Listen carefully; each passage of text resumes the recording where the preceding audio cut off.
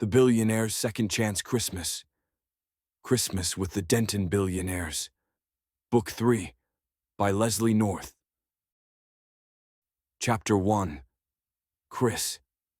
Flashes popped and burst as Chris Denton's limo slowed to a stop in front of the Glenford Community Center. The press was here because they were always here. Not at this exact place, per se, but wherever Chris went, the cameras were sure to follow. He chuckled at his own joke before getting his game face on. As a celebrity chef, it was hard to sneeze these days without the press catching wind. And honestly, on days like today, he didn't mind it one bit.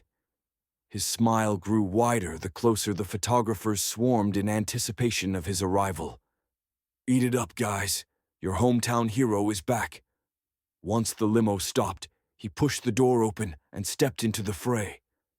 "Chef Chris! Chef Chris!"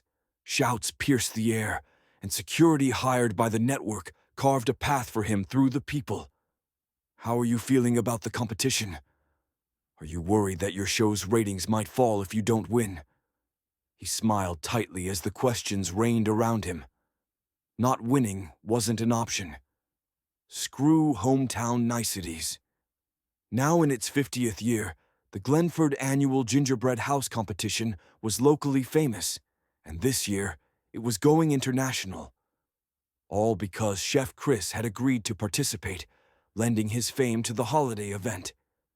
Which meant the pressure was on. "Chris!" A familiar voice broke through the din as he strode through the double doors of the community center. The early December air was crisp and cold, but inside the heat made him eager to shrug off his expensive overcoat. In New York, he fit in with all the other rich celebrities. But here, back in his hometown, he already stood out like a sore thumb. Chris's assistant Damon wove toward him through the crowd. The only familiar face from New York City that he'd be seeing over the next 2 weeks of filming this competition reality show. "There you are. We need to get you into the staging area. Everyone's ready to go." Damon led him through the humming front hallway and toward the auditorium where the meet and greet would happen in advance of filming. Tucked into the back of the center was a multi-purpose room where they'd be doing the bulk of the filming. Chris kept himself alert and smiling as he followed Damon into the auditorium. Who knew who he might see here, who he might need to be on for? There was one person he already knew he'd be running into, and his entire body prickled with anticipation over it. Coming home to Glenford was one thing, but coming back here to face off against his first love and first heartbreak, Mara Lancaster, that was unexpected, and he hoped competing against her wouldn't be awkward given how they'd parted. If anything, it would add an interesting dimension to the next 2 weeks of his life. It wasn't as if he could say no to this opportunity. When the network found out he was from Glenford, they'd reached out to the organizers and offered their production crew and a prime-time slot if they would allow Chef Chris to participate. They eagerly agreed, and plans were already made before his producer informed him about the competition. His agent told him that he'd need to blow the competition out of the water as part of the network's efforts to expand his demographic and take his success to new levels. Admittedly, Chris couldn't figure out how beating home bakers on their own turf would elevate him, but he wanted to please the network because he had plans of his own for his career, and they involved the network executives saying yes to whatever he proposed. The auditorium was almost completely full by the time he entered, and Chris hadn't taken 3 steps before he saw her.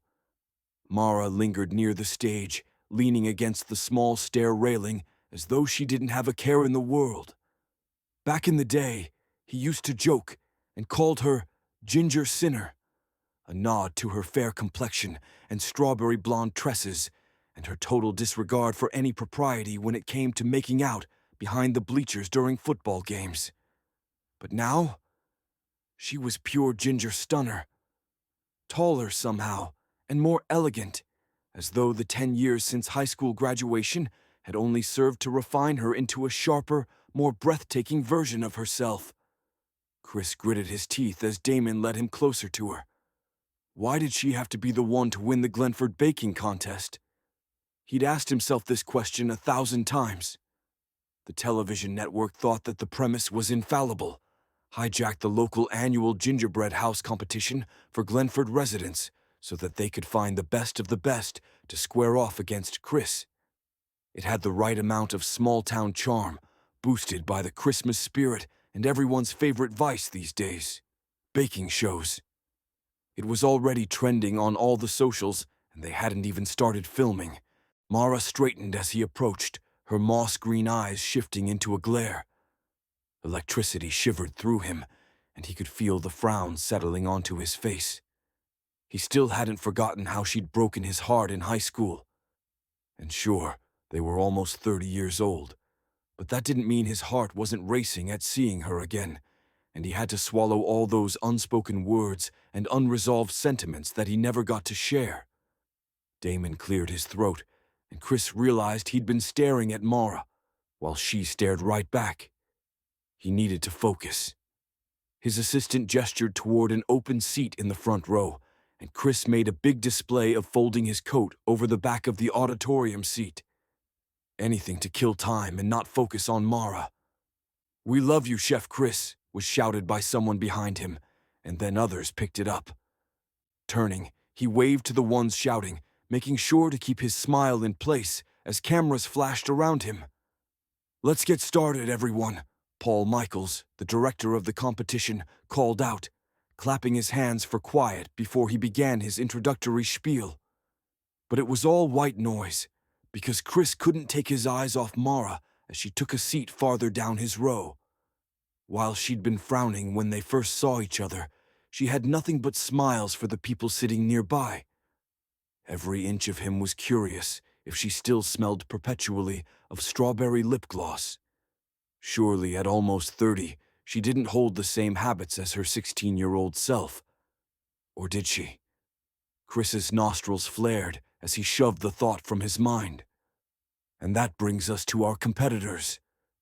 Mara Lancaster of Sweet and Savory Catering, here in Glenford, began her career training under a local baker before moving on to work in the only Michelin-starred restaurant in the area, eventually working her way up to pastry chef.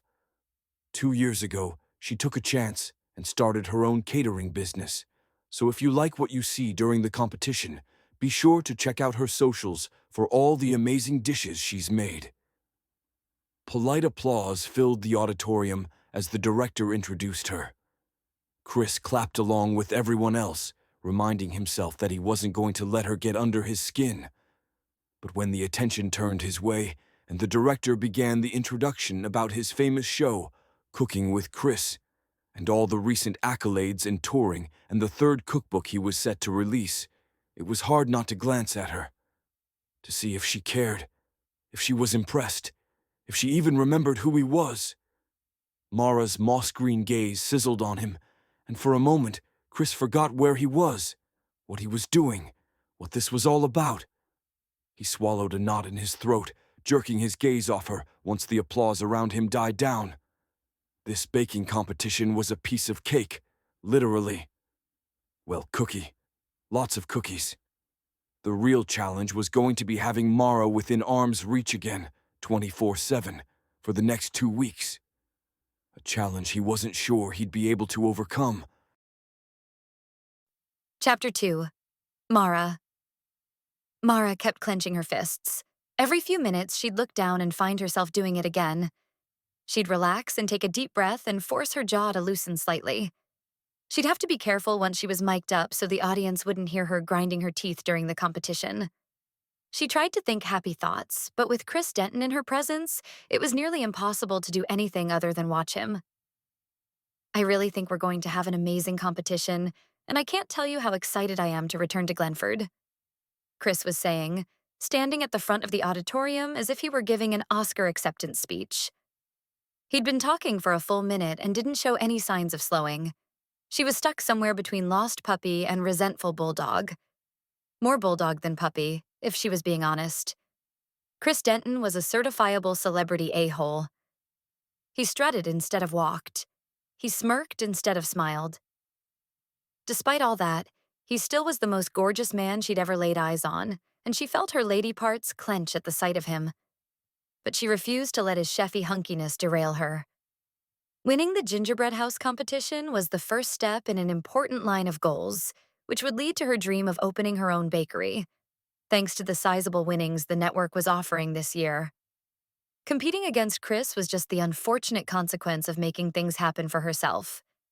She just hadn't thought he'd be so celebrity arrogant so quickly. He'd only had the show for 4 years after winning a head-to-head competition on the Food Network, but evidently some people let their celebrity status go to their head faster than others. And hey, whatever happens in the competition, Chris said, shoving his hands into the pockets of his gleaming pressed slacks, I think we can all agree that giving Glenford a little boost in the economy and in the media is good for everyone. His gaze swung toward her, but only for a glance, like a warning slap. No matter who wins. Applause erupted ferociously, filling the auditorium, and she forced herself not to tense up again. She'd known she'd be competing against a celebrity chef and was expecting this level of response to whoever turned up to compete. But knowing it and experiencing it were two different things. And the fact that it was Chris Denton, Glenford's hometown hero, according to all the hype put out by the network, the response from the eager audience was annoying. He was just a chef with a TV show, for Pete's sake. It's not like he saved a family from a burning building or stopped an out-of-control train from running over someone's puppy. He cooked for a living, just like she did. The only difference was he did it in front of cameras. When the director of the competition finally kicked the prima donna out of the spotlight, Mara sighed audibly. Finally. Relief. Though for how much longer? This was a gingerbread house competition, sure, which seemed innocuous enough. But it was a reality baking competition, which ensured some amount of drama, manufactured or otherwise. And with Chris strutting around like a New York City peacock, she could only imagine the sort of annoying obstacles he'd come up with to attempt to derail her. After introductions were made and everyone was on the same page with the schedule, the camera crew, set hands, and makeup artists started the trek toward the kitchen to begin familiarizing themselves with the setup. The multi-purpose room had been converted into 2 enormous separate kitchens where each contestant could safely bake, alongside their respective teams of 3 assistants each. Cameras had been outfitted at various points along the ceiling, as well as the standard cameras set up along the front and sides of the set to capture every bit of drama and gingerbread unfolding. The director pointed out their individual stations, and as Mara went over to her spacious, gleaming industrial kitchen space, she couldn't help but notice that Chris stood directly across from her in his own, watching her with those crystalline blue eyes. A shiver coursed through her. She wished it hadn't. It was impossible to prevent, apparently.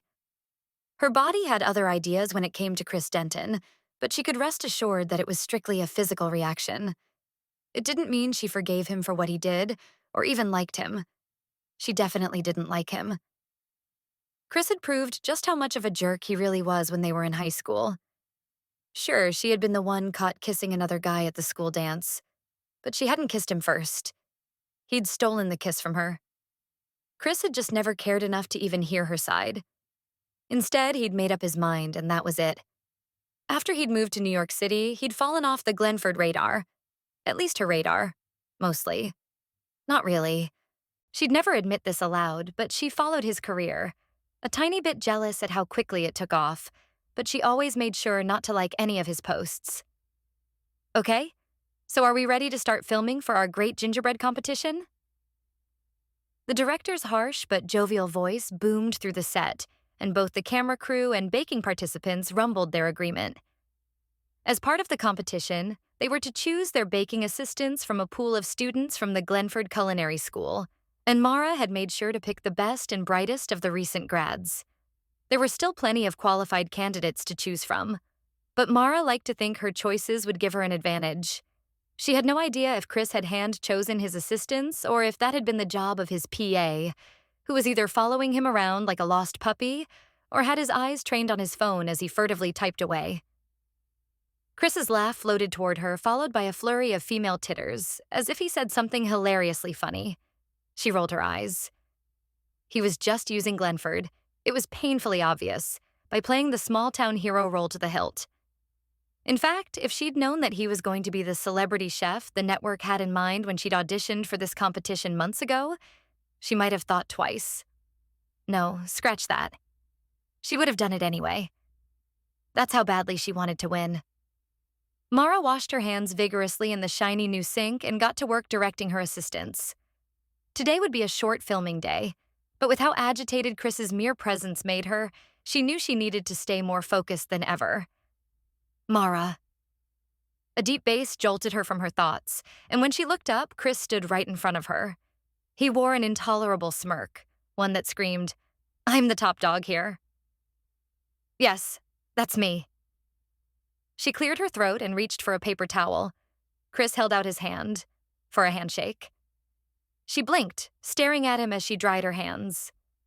Don't you remember me?" Chris narrowed his eyes, lowering his hand. "Vaguely, yes." "Right." She tossed the paper towel, hackles raised. All it took was one word to her face to make her realize just how away he'd gone from that young man she'd fallen in love with in high school. "Thought you might have remembered just how well we used to know each other. But I can't expect you to keep so many names and faces straight now that you're a celebrity chef. I mean, you all but forgot about Glenford. I'm shocked you even came back for this." Chris's eyes narrowed to slits, and she could tell that he'd abandoned whatever game plan he'd shown up with.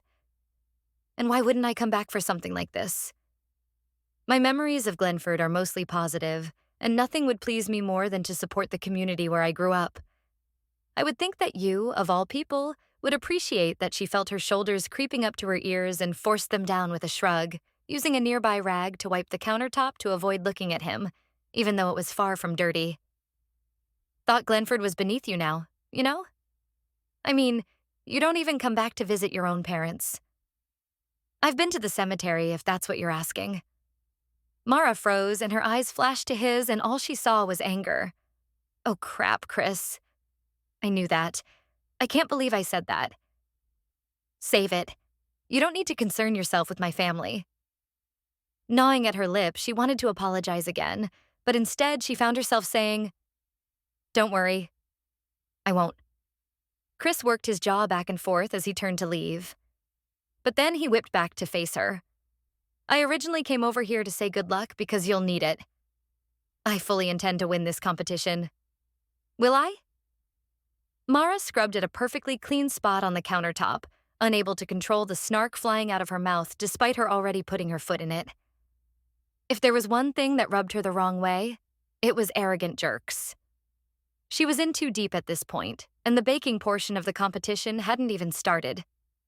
She really needed to shut up. And yet, "I've seen your show, and I know how you bake." You really could have spruced up the fondant in that wedding cake episode, by the way, but you're not a baker. You wouldn't know Chris's jaw flexed. "You watch the show? I take it you're a fan." She rolled her eyes. "You'd like that, wouldn't you?" "Number. I'm not a fan.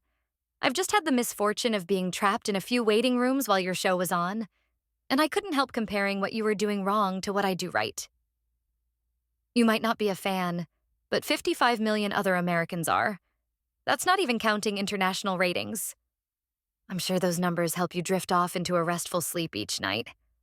She shot back, feeling herself tumble headfirst into the tunnel of snark. "And with numbers like that, why are you even here? I mean, seriously, you can't possibly care about this gingerbread competition." She stopped scrubbing at the countertop, her elbow suddenly aching. Wouldn't that be great if she'd given herself tennis elbows simply from the pent-up frustration of being around Chris Denton? "Why am I here?" The acid nearly dripped from his tongue. "I go where I'm needed. That's what my career is about." And clearly this competition needed an experienced hand to liven things up. "Everybody loves me, Mara." "Not everybody," she shot back. His grin turned sardonic, like he'd been waiting for her to go there. "I wouldn't be so sure." Chris turned on his heel and strutted away, and all she could do was gape after him. The remark felt out of left field, but she also felt called out. Like he could somehow peer into her head and see just how hot her blood was running at the sight of him. that didn't mean she loved him. Even though she had once, she didn't anymore. She was not still in love with Chris Denton. She blinked, repeating this to herself as she busied herself in her kitchen again. A decade was more than enough time to get over someone and move on, wasn't it? Chapter 3. Chris. Places. The sharp voice of the director cut through Chris's brain fog. He always woke up at 6 on the dot, espresso by 6:20, and at the studio by 8 ready to start work, but something had been throwing him off from the moment he arrived today. As his gaze landed on Mara's stony face, he had an idea of what it was. "Are we ready?" The director, Paul, looked around the room. Both Chris's and Mara's teams were assembled in the network-provided aprons emblazoned with the competition's logo. The first day of filming was about to finally start, and the only thing more nerve-wracking than competing against Mara was not knowing what her gingerbread plan of attack was. Chris hated to admit it, so he never would out loud. But Mara was right. He wasn't an amazing baker, but what he lacked in prowess, he made up for in ingenuity. He could still bake circles around most people in the industry, but by the way she directed her assistants around the kitchen and arranged her equipment, he could tell that Mara knew what she was doing. While Chris had an early interest in cooking, he didn't remember Mara showing any interest, let alone baking. But judging from the brief bio Paul had included in their introductions, clearly she had an interest in the field. What else has changed since then? He glanced at her hands, curious to see if there was a ring there. All fingers were bare, not like she'd wear a wedding ring during a baking competition. But still, maybe there was someone she called her boyfriend, or more probably, her husband. And what if she was still seeing that jerk, Dan? Anger flashed through him, a sucker punch from the past. He hadn't expected to be affected by high school drama, but maybe that was a natural consequence of being back in Glenford.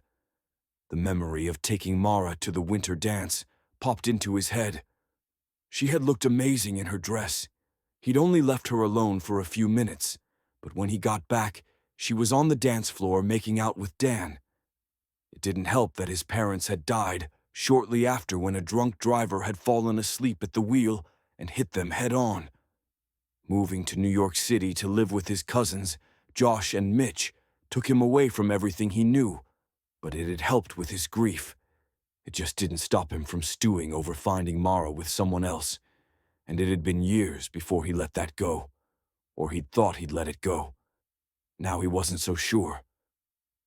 Filming began, and Chris fought to regain focus. He was used to high-pressure situations, filming schedules, and being surrounded by cameras for more than 8 hours a day. So why couldn't he get his head in the game in Glenford? His mind darted back to Mara, even though he kept his eyes off her. He directed his crew through the preparatory items on his to-do list for the day, setting up the different stations, prepping the mise en place, mixing dough, greasing pans, arranging the tools they would need. But Mara sizzled at his periphery. The more he tried not to look at her, the harder his thoughts about her accelerated. Focus. He scraped together the shreds of his concentration and powered through the day. Over the years, he'd fine-tuned his TV persona to such a degree that it became second nature. So much so that it didn't even feel like work. He could transform into his television-ready self at a moment's notice. And that happened on the set as well, knowing that the cameras were filming, shouting, and barking commands the way his audience had come to expect. Cooking with Chris wasn't an international success because he was a good-looking guy. No, he'd crafted a fine cocktail of arrogance blended with intellectual know-how. He'd criticized more than a few guests for their sloppy kitchen manners and schooled even more experts on their weak areas. That was part of the appeal, which meant that Gingerbread Head-to-Head was relying on his infamous Chef Chrisness. And he was going to deliver. A slight commotion near one of the cameras caught his attention as he and the team brought out the first batch of cooked gingerbread. The director snapped his fingers. Say that louder, Mara. Mara glanced up at him, a smirk on her face. What? Say what you just said, but louder. We didn't catch it well enough the first time. Mara's smirk turned mischievous. Chris wouldn't know a good gingerbread recipe if it was garnished with lavender. He flattened his lips. He loved garnishing with lavender. The lavender cake served in all Denton hotels was his recipe, and it was one of their more popular desserts. But there was no way he'd let her know how annoyed that made him. One thing was clear. The woman had shown up to compete. He'd considered going slightly easy on her in the verbal arena, but now, all bets were off. He was going to treat Mara like she clearly deserved, as an absolute foe. You wouldn't recognize a good gingerbread recipe, period, Chris snapped back. He sent an accusatory glare over to her prep area. Not even a culinary degree to speak of. Your degree means squat when it comes to flavor, Mara said without even flinching. Everybody knows culinary school is just a way to overpay for presentation lessons. Spend a year in a good kitchen. That's all the culinary school you need. Spend a year in a good kitchen. You might want to see what your helpers think about a comment like that, given that they're presently attending culinary school. Chris lifted a brow and barked out a sharp laugh as he eyed the helpers. Some were grinning, but a couple of the others were frowning. Directing his comments to them, "Trust me, going to culinary school will teach you what you need to step into most any professional kitchen." Turning to the director, he said, "Can we call the competition already? I don't have time for amateur hour pure sound bites," and the satisfied grin that spread across Paul's face told Chris he was hitting all the right marks. More than likely, they'd use that as a promotional teaser. If the cameras caught Mara's darkened face in response, which surely they did, with the 10 cameras positioned around the multi-purpose room, then they were well on their way to a tense showdown and great ratings. Hours chugged by, interspersed with bathroom and meal breaks. They were set to film until 5, and at 4:30, Chris was already craving the delicious smokiness of a good whiskey, a drink preference he'd picked up from his cousin Mitch. This first day of filming deserved a celebratory visit to the local watering hole. Not to get drunk, he couldn't afford to have a hangover tomorrow. But to be seen and take the edge off after the intense first day around Mara. A piercing scream echoed through the multi-purpose room. It seemed everyone took a collective gasp. "Oh crap! Guys, fire!" Davis, one of his team members, jumped back, pointing at the oven. The hair on the back of Chris's neck stood up, and he raced over to the scene. "Get the fire extinguisher!" Chris shouted, his heart pounding. What a way to inaugurate the competition. A crew member appeared a moment later with the extinguisher in his hands, and a punishing plume of white dust enveloped the kitchen space. After a few moments, the fire was out, and Chris's entire workspace lay covered in an inch of unappetizing gray residue. "What happened?" Chris demanded, with his hands on his hips. "I don't know. I had just taken out the last batch of gingerbread and was about to put in the next," Davis replied, rubbing the back of his head and looking around helplessly. Chris ran a hand through his hair, surveying the absolute mess around them.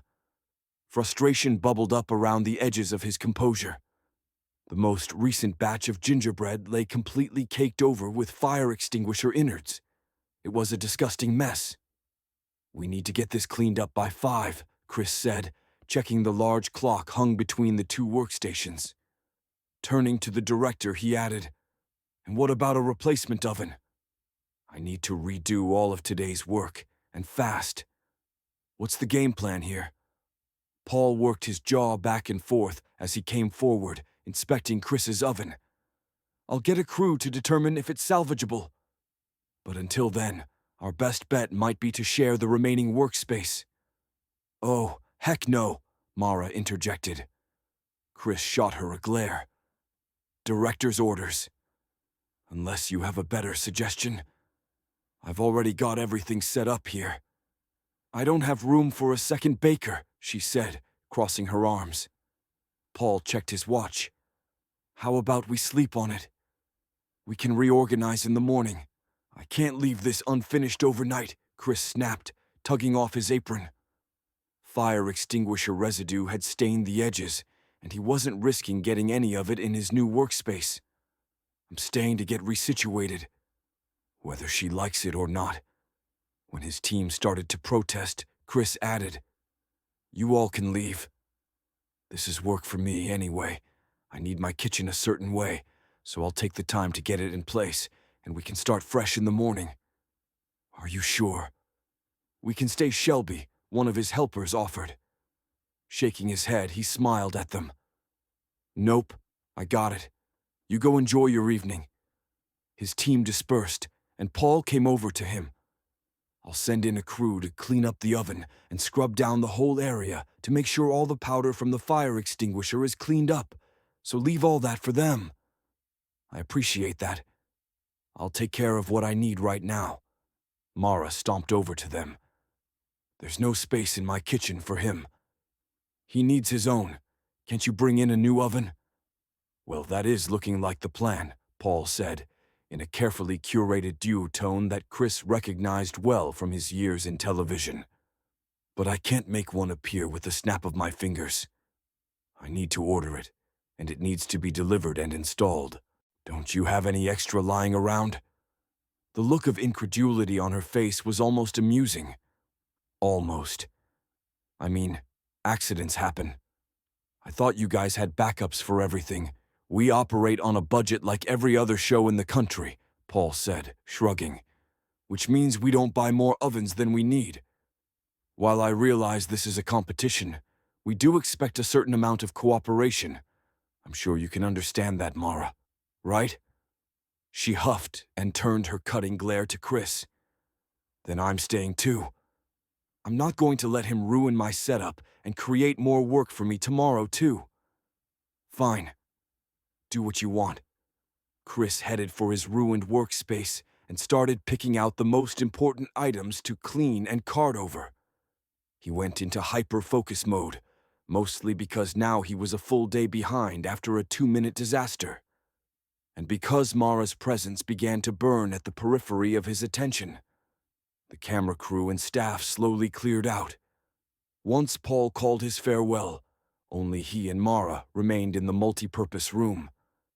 The buzz of the fluorescent lights far above was the only sound between them for a long time as Chris piled up his work equipment on the counters.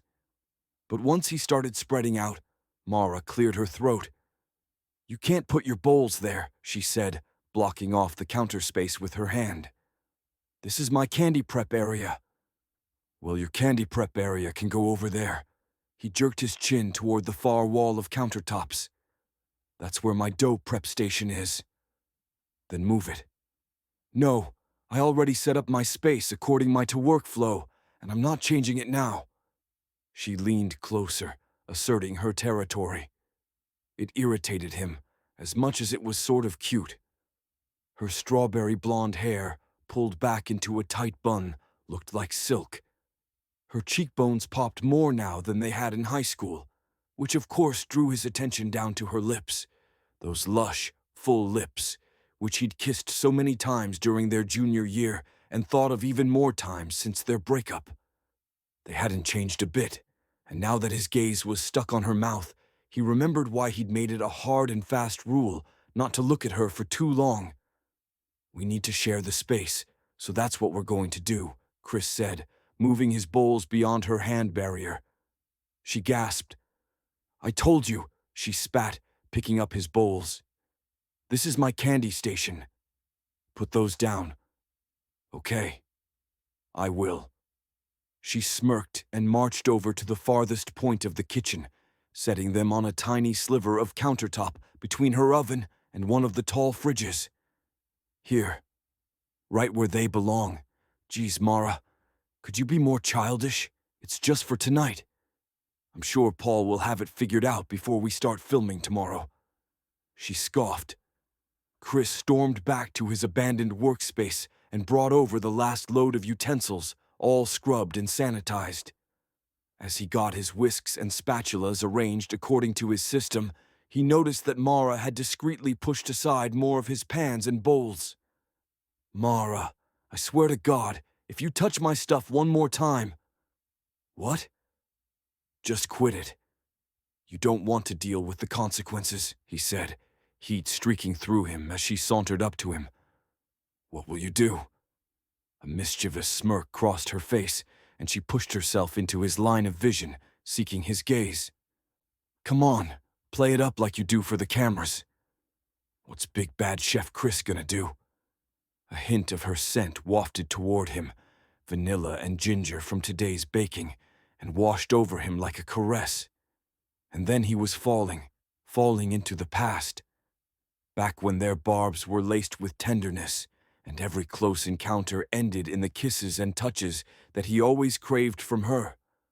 Apparently, not much had changed.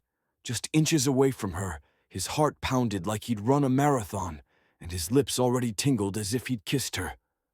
"The cameras are off, Mara. The crew is gone.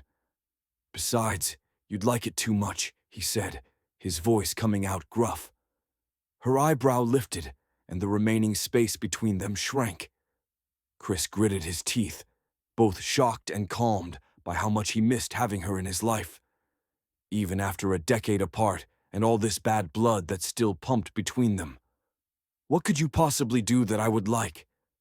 He could have sworn that she pushed herself up on her toes as if proffering herself, like she wanted to smash her lips against his as badly as he did. Chris swallowed hard, feeling his last dregs of rational thought drift away. Screw it. He was going for it. They were standing a breath apart in this vast kitchen. She had to be feeling it too. There was only one way to find out. He captured her lips in an urgent kiss, his palm finding the back of her head. Her lips were velvet, so soft and hungry and warm. Kisses like these made him want to ensure they lasted forever, no matter the consequences. Chapter 4. Mara. Mara lingered there only a moment before pulling back with a gasp. She searched Chris's face, trying to pinpoint his motive. Was this revenge somehow? Was this a tactic?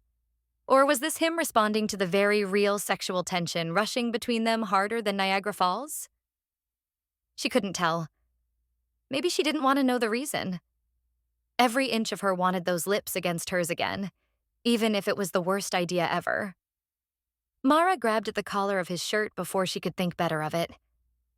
Their lips came crashing together a second time, this time in a punishing kiss. There was heartbreak and eagerness and confusion there, and the whole mess of it scorched beneath her skin and lit her up more than any single lackluster ex of hers ever had. "Screw you, Chris." This phrase raced through her mind, over and over again as they kissed, their lips and limbs seeking each other as if she'd been waiting the past 10 years for this to happen again. Finally. The thought settled strangely inside her. Could that be true? She sure hoped not. But there was only one way to find out if her high school heartbreak could finally be laid to rest. And it had a lot to do with having sex with Chris in the middle of the show kitchen. Mara tugged at his shirt, fingers seeking the hard planes of his body underneath. Chris grunted, and they broke their kisses long enough for him to rip her apron over her head and toss it aside. Mara found his mouth again urgently, deliriously, as if the half-second she'd been away from his kisses had drained her. There was no denying it. The man had something special about him. Sure, it was laced with arrogance and cockiness and heavily doused with being a Class A jerk. But these kisses? These were the kisses of romance novels. And why were they even better than she remembered? "Oh my God," she mumbled through a kiss as Chris's hands traced the curves of her body through her long-sleeved cotton shirt. When his hands reached her hips, he squeezed. Her breath shivered out of her. "Chris? What are we doing?" Her lips left a trail of kisses along his jawline. He grunted again. "I don't know. But I like it." He squeezed her hips again. Even though she was wearing jeans, the contact sent a jolt through her. She gasped without meaning to. Part of her felt like she could break into a million pieces from wanting him. But the rational part of her told her to woman up and step away. But he kept touching her, and any doubts or questions about where she wanted this to lead were washed away. She needed this from him. Now. Really? Right here in the middle of the kitchen? She asked, blinking away the fog of arousal as she tried to scope out the multi-purpose room. Everyone had left for the day. They had the all clear. I don't see why not. A lazy smile crossed his lips, and for a moment he was still the charismatic, gangly teen heartthrob from her past. The gorgeous boy she'd fallen for and made out with so many times behind bleachers and between classes. His pitch-black hair was mussed, his lips swollen from their overeager kisses. Clarity returned to her in an overwhelming rush. But what about the cameras? Are you sure they're off? They'll see us. The entire country will know we got it on. Chris shook his head, his eyes never leaving her lips. This isn't Big Brother. Besides, even if one camera did happen to catch us, they would never air that for this show. It's family-friendly. They shared a long, heavy glance. Let's just be discreet, she murmured, undoing his belt with a severe look, which meant keeping it quiet, keeping this under wraps. Sure, America might not find out, but the entire crew didn't need to know about their after-hours shenanigans tomorrow. They didn't need to scandalize whoever might chance walking into the multi-purpose room tonight. Chris took her chin between thumb and forefinger, then captured her lips in another kiss. She abandoned her quest to undo his pants, sideswiped by the intensity of their makeout session. Why was he the best kisser? It wasn't fair, and it wasn't right. Tears pricked her eyes for some reason, but she refused to dwell on that. She was so turned on, she felt as if she might break into pieces. It was making her crazy. She just needed to get laid and be done with it. Then she could put him out of her mind and concentrate on winning. Her resolve strengthened with the decision. Yes. Having Chris in the kitchen was the solution.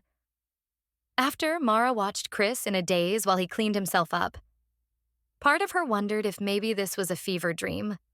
Some sort of first day of filming insanity that had pushed them both over the edge. But the tendrils of lingering pleasure were all too real. And as she slid to the floor on wobbly legs and almost fell over, Chris's sturdy arms around her were definitely real. I might not be able to walk anymore. She laughed weakly. Same. My legs feel like I've just scaled a mountain or run a marathon. She tugged her clothes back where they belonged and smoothed her hair, looking around at the kitchen workspace. The place was still a disaster from Chris trying to get set up. And now, the countertops were smeared with flour and a very obvious butt print from her own derriere. Oh my goodness, she groaned, clamping a hand over her mouth. We made a real mess. We should probably sanitize everything, he said with a laugh. She looked up at him, the humor in his gaze sparking a giggle fit. This whole thing was absurd. But now that she'd gotten him out of her system, she could continue forward. All the way to winning the competition. Chapter 5. Chris. Chris had returned to his rental last night, still feeling and tasting Mara, and ended up masturbating to fantasies of taking her again and again, on the set, in his condo, at her place, and even fantasized about role-playing under the school bleachers, like when they would make out in high school. As angry as he'd been with her all those years ago, being with Mara last night felt like coming home in a way he hadn't experienced since his parents were alive. Showing up on set this morning, he had no idea what he was expecting, but it certainly wasn't seeing Mara act as though the previous night's intimacy never happened. She'd arrived before he did, and was already directing her team on today's activities. From the setup for her station, it was clear that sharing a workspace was going to be problematic. He frowned, watching her go about her day as though nothing had happened between them, like she hadn't gotten her butt absolutely caked with flour the night before. It irked him more than it had any right to. A quick check of the kitchen area confirmed that they'd managed to clean everything up before leaving last night, and the counters were extra shiny this morning, more so than yesterday. Chris hoped the director would simply assume that the cleaners put extra effort into cleaning the work areas. His own area was clearly not functional.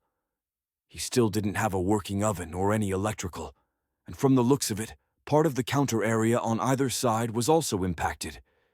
He couldn't even work there and transfer the gingerbread to her oven to bake. They'd still have to share a single workspace among 8 people, which was doable provided everyone was willing to cooperate. But judging by how his supplies had been pushed to the side again, it was going to be a difficult morning. Paul called everyone together for a quick pep talk before shooting started. "All right, everyone, listen up. I know this isn't ideal for either team, but I'm asking everyone to act like adults and please cooperate with each other." He paused to look at Mara, who was looking downright mutinous, before he looked at Chris, who made sure to school his expression into what he hoped looked like a willingness to cooperate. "We've brought in some extra workspace for everyone to use, but you'll still have to share the appliances in the sink area." He paused for a beat, and no one said anything. Clapping his hands, "All right. We begin shooting in 10, so let's get to it." As Paul was walking away, Chris tried to catch Mara's eye, but she was studiously ignoring him. Well, that wouldn't do. Blowing out a breath, he stuck out his hand, making her startle. "Good luck today." She frowned, looking at his hand as if he were about to bite her. Then she carefully set down the binder she was holding and reached out to shake his hand. "You too." Her hand was cool to the touch, and Chris would consider it limp at best. She quickly pulled away to answer a question from one of her helpers. "Well, this feels awkward," he murmured loud enough for her to hear based on the scowl she gave him. Truthfully, he didn't know what he was expecting. For her to fall back into his arms after more than a decade and shower him with kisses and apologies. That wasn't either of their styles. Granted, neither did he anticipate Mara acting as though last night's orgasms didn't happen. He was enough of a pro not to let it bother him when they were filming. She wanted to play that game? Then he was more than happy to play it too. Even though part of him wanted to cast the game aside and just get back to that sizzling connection he and Mara had always shared. When they paused filming for the midday break, he was pleased at how much they'd been able to accomplish. His team had arrived prepared to work, and they'd managed to get caught up on everything they'd lost with the fire, which didn't put them that far behind. Before they could eat, the director herded him and Mara toward the lobby for a mini press conference. A few reporters hovered near a long table, where both Chris and Mara took a seat. The questions started immediately, and most of them had little to do with the competition. Chris smiled wide as one question after another came his way, covering everything from what his main show's schedule would look like in the coming year, to whether or not he still planned on opening his own bakery in Brooklyn, as he'd once mentioned years earlier. One journalist even asked him if he had any comments on his cousin's epic annual Christmas gala scheduled for December, the one that Mitch's new wife Jules had personally helped send into the stratosphere since she'd joined the family the year before. A late arrival jerked at his attention, a man in a bomber jacket and trendy sunglasses. As soon as the journalist approached the table and took off his glasses, Mara gasped. The newcomer beckoned for her to step aside and greet him. Chris was mid-answer when she stood up and went over to receive the newcomer, but he didn't interrupt his sentence. He watched as she glided toward the journalist, arms out, and then hugged him. Hard. Chris swallowed once he'd finished his thought, leaning back in his seat before another journalist jumped in with a question. Mara was flushed as she returned to the table, still smiling over at the newcomer. Chris watched as he took his place among the journalists, and then something about his beady eyes and stupid smile clicked into place. Dan Monty had arrived, Mara's ex-boyfriend who had been the whole cause of their falling out at their high school dance. Chris rolled his head in a slow circle, forcing himself to look away from him and focus on the incoming question. Finally, someone had asked something that included Mara, all for the better. He needed to figure out why his neck had gotten so hot and why his hands were balled into fists. It wasn't like Dan mattered. Clearly, he and Mara were seeing each other for the first time in a long time, so that answered the whole. Did she marry that idiot? Question. But still, maybe they had something going on anyway. Mara wasn't the type of woman to greet just anybody with a big hug and a flushed smile. Dan eased his way into the journalist flow and stepped forward for a question. Mara, once you win, what are you planning on doing with the earnings from the competition? Have you thought about that yet? Mara quirked her lips into a private smile, and Chris felt himself scowling. I've got some big plans, she finally said, shrugging. I don't want to talk about them quite yet, but the earnings will be going to a very exciting project. Chris's head flooded with thoughts about the secret on-again, off-again relationship that Mara and Dan had been maintaining over the past few years. The weekend trips he'd make from wherever he lived, the scandalous getaways they'd probably been having. Heck, Dan was probably married with kids and kept Mara as a side piece. That seemed his speed. Especially with that bomber jacket and his general cockiness. Seriously, who dressed like that? Did he think he was some sort of maverick? This is over the top, even for you. Okay. Chris knew he was letting his imagination run rampant, but when it came to Mara, he couldn't seem to help himself. Once the question and answer session was over, Chris stormed away, more than ready for his lunch break. He'd originally planned to eat with his team, but after that display, he needed some alone time. Dan meant nothing, not to Chris or his career. So why did that guy still bother him so much? It was something he thought about for a full hour as he cruised Glenford in his car and ate a chicken burrito in the park. Coming home spurred a whole host of emotions, a lot of which he hadn't been counting on. But Dan and Mara, that shouldn't bother him. Not if he was being rational about things. Which meant that last night had officially pushed things over into irrational territory.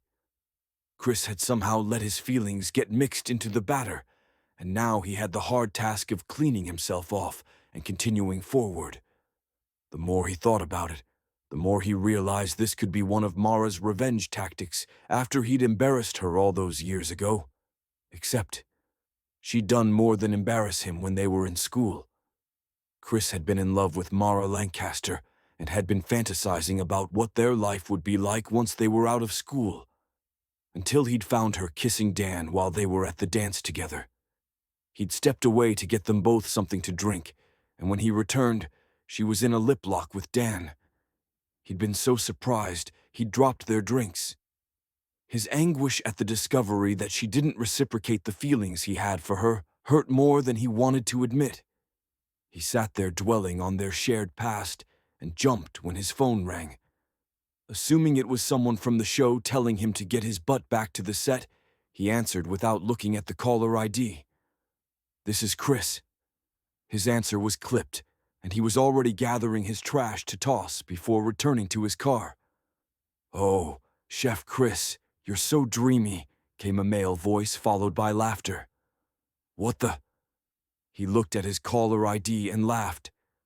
Chase Elkin, staying out of trouble? Barely.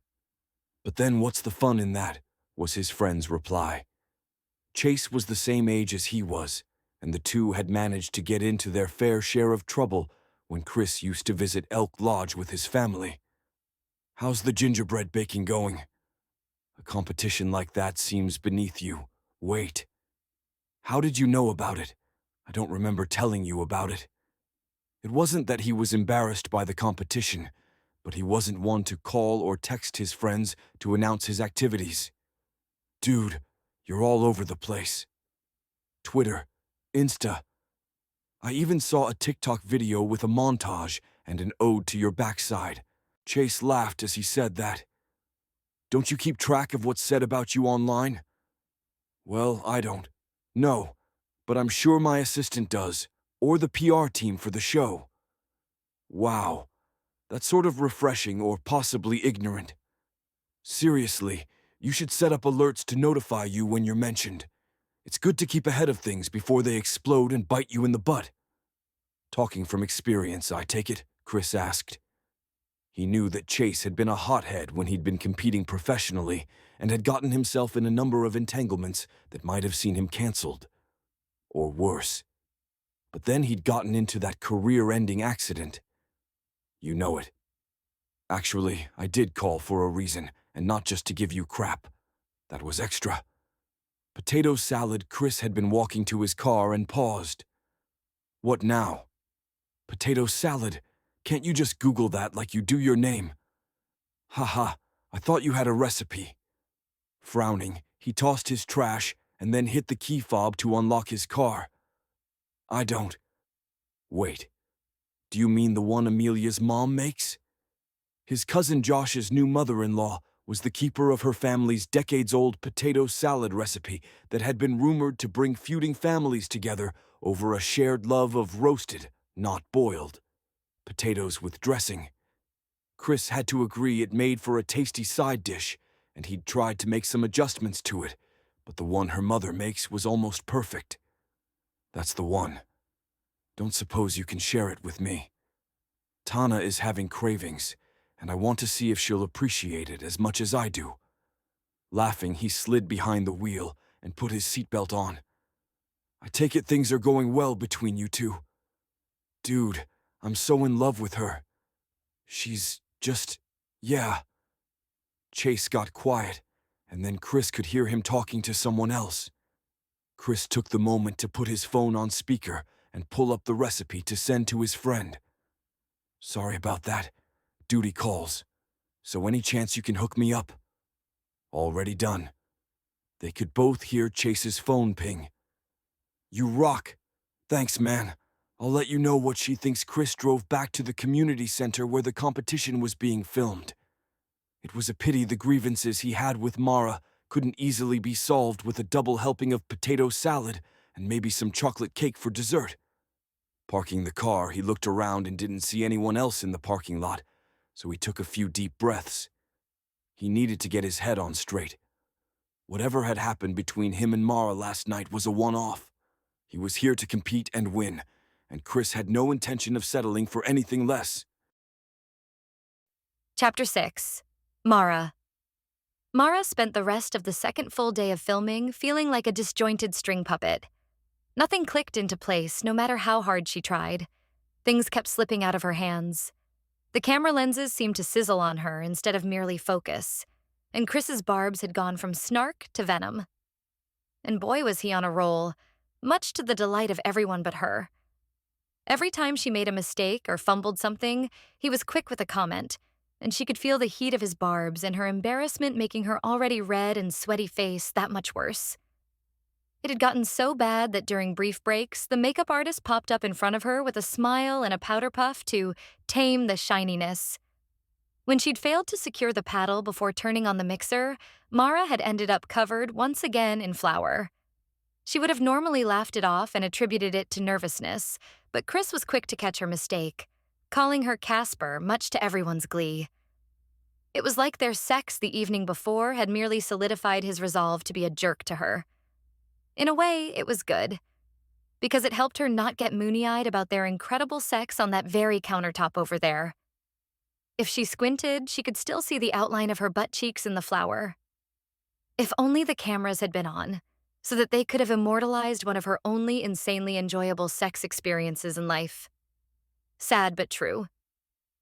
Chris was, and continued to be, the only man who'd ever gotten her off. Even after trudging through her 20s and dating as many respectable men as she could get her hands on, it seemed Chris was the only one who'd gotten the memo about female pleasure. And the jerk was good at it too. Whether or not it involved white flour was an entirely different matter. She rolled her lips inward to stop a laugh. This was not the time to break into laughter about their secret sex fest the night before. Nobody had said anything to them about it, so maybe they were in the clear. No scandalized janitor tattling to the director or hints at impropriety showing up on social media. It wasn't like Mara was going to share the information freely. Perhaps in all his infinite celebrity wisdom or malice, Chris had already taken care of it. It was hard to tell with him. This was his world, truly. She was just a lone baker competing in it in order to make her dreams come true. Whoa, Your foundation is looking good.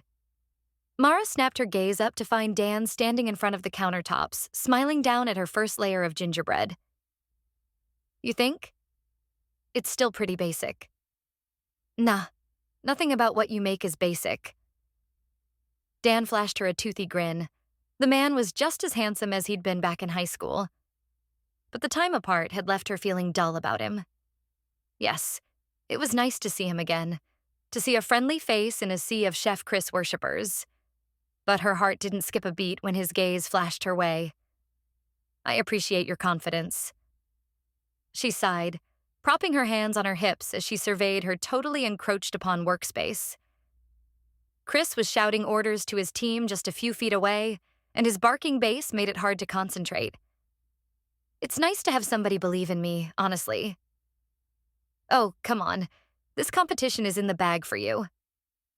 Dan stuffed his hands in his pockets, glancing around before taking a step closer. What are you doing later? She blinked, focusing on the gingerbread seam she'd been doctoring.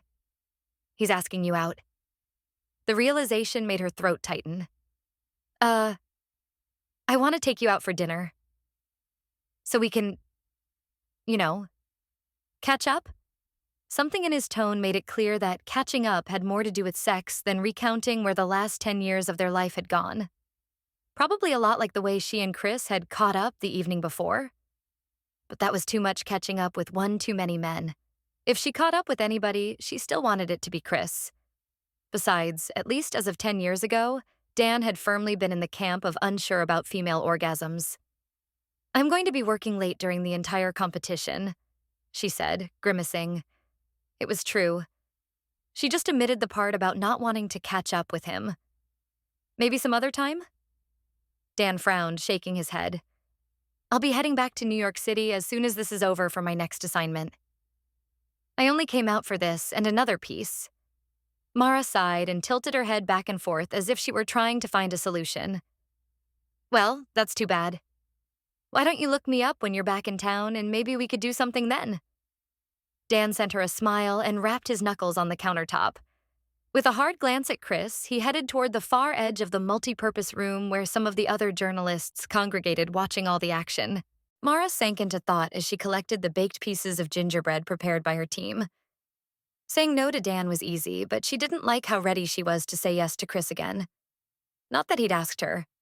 Not that he even wanted to. It was better that he was being cold to her today. Mara didn't like mixing business and pleasure. Last night had been a weird fluke, spurred by her recent dry spell, and seeing Chris again dredged up all her old feelings for him. But that was it. Nothing more. She needed to keep this what it was. A competition with a clear winner and a clear loser. And nothing would be clear if they started having regular sex. A few journalists lingered on the sidelines for a little while as Mara and Chris continued working. Every so often, she'd hear a sharp swear word from Chris, or a condescending, "Come on." It was like he was getting sourer by the minute, and when they bumped into each other back to back, Chris unraveled. "Watch where you're going," he spat. "Excuse me, it's not like this is my space or anything." Yeah, well, it's not like I intentionally set the oven on fire so 8 of us could cram into this one kitchen area, Chris returned. Must be hard for you to concentrate and watch where you're going, Mara said. With all the cameras and journalists here, all that attention makes you jumpy. Mr. Will do anything for media coverage. Chris sneered.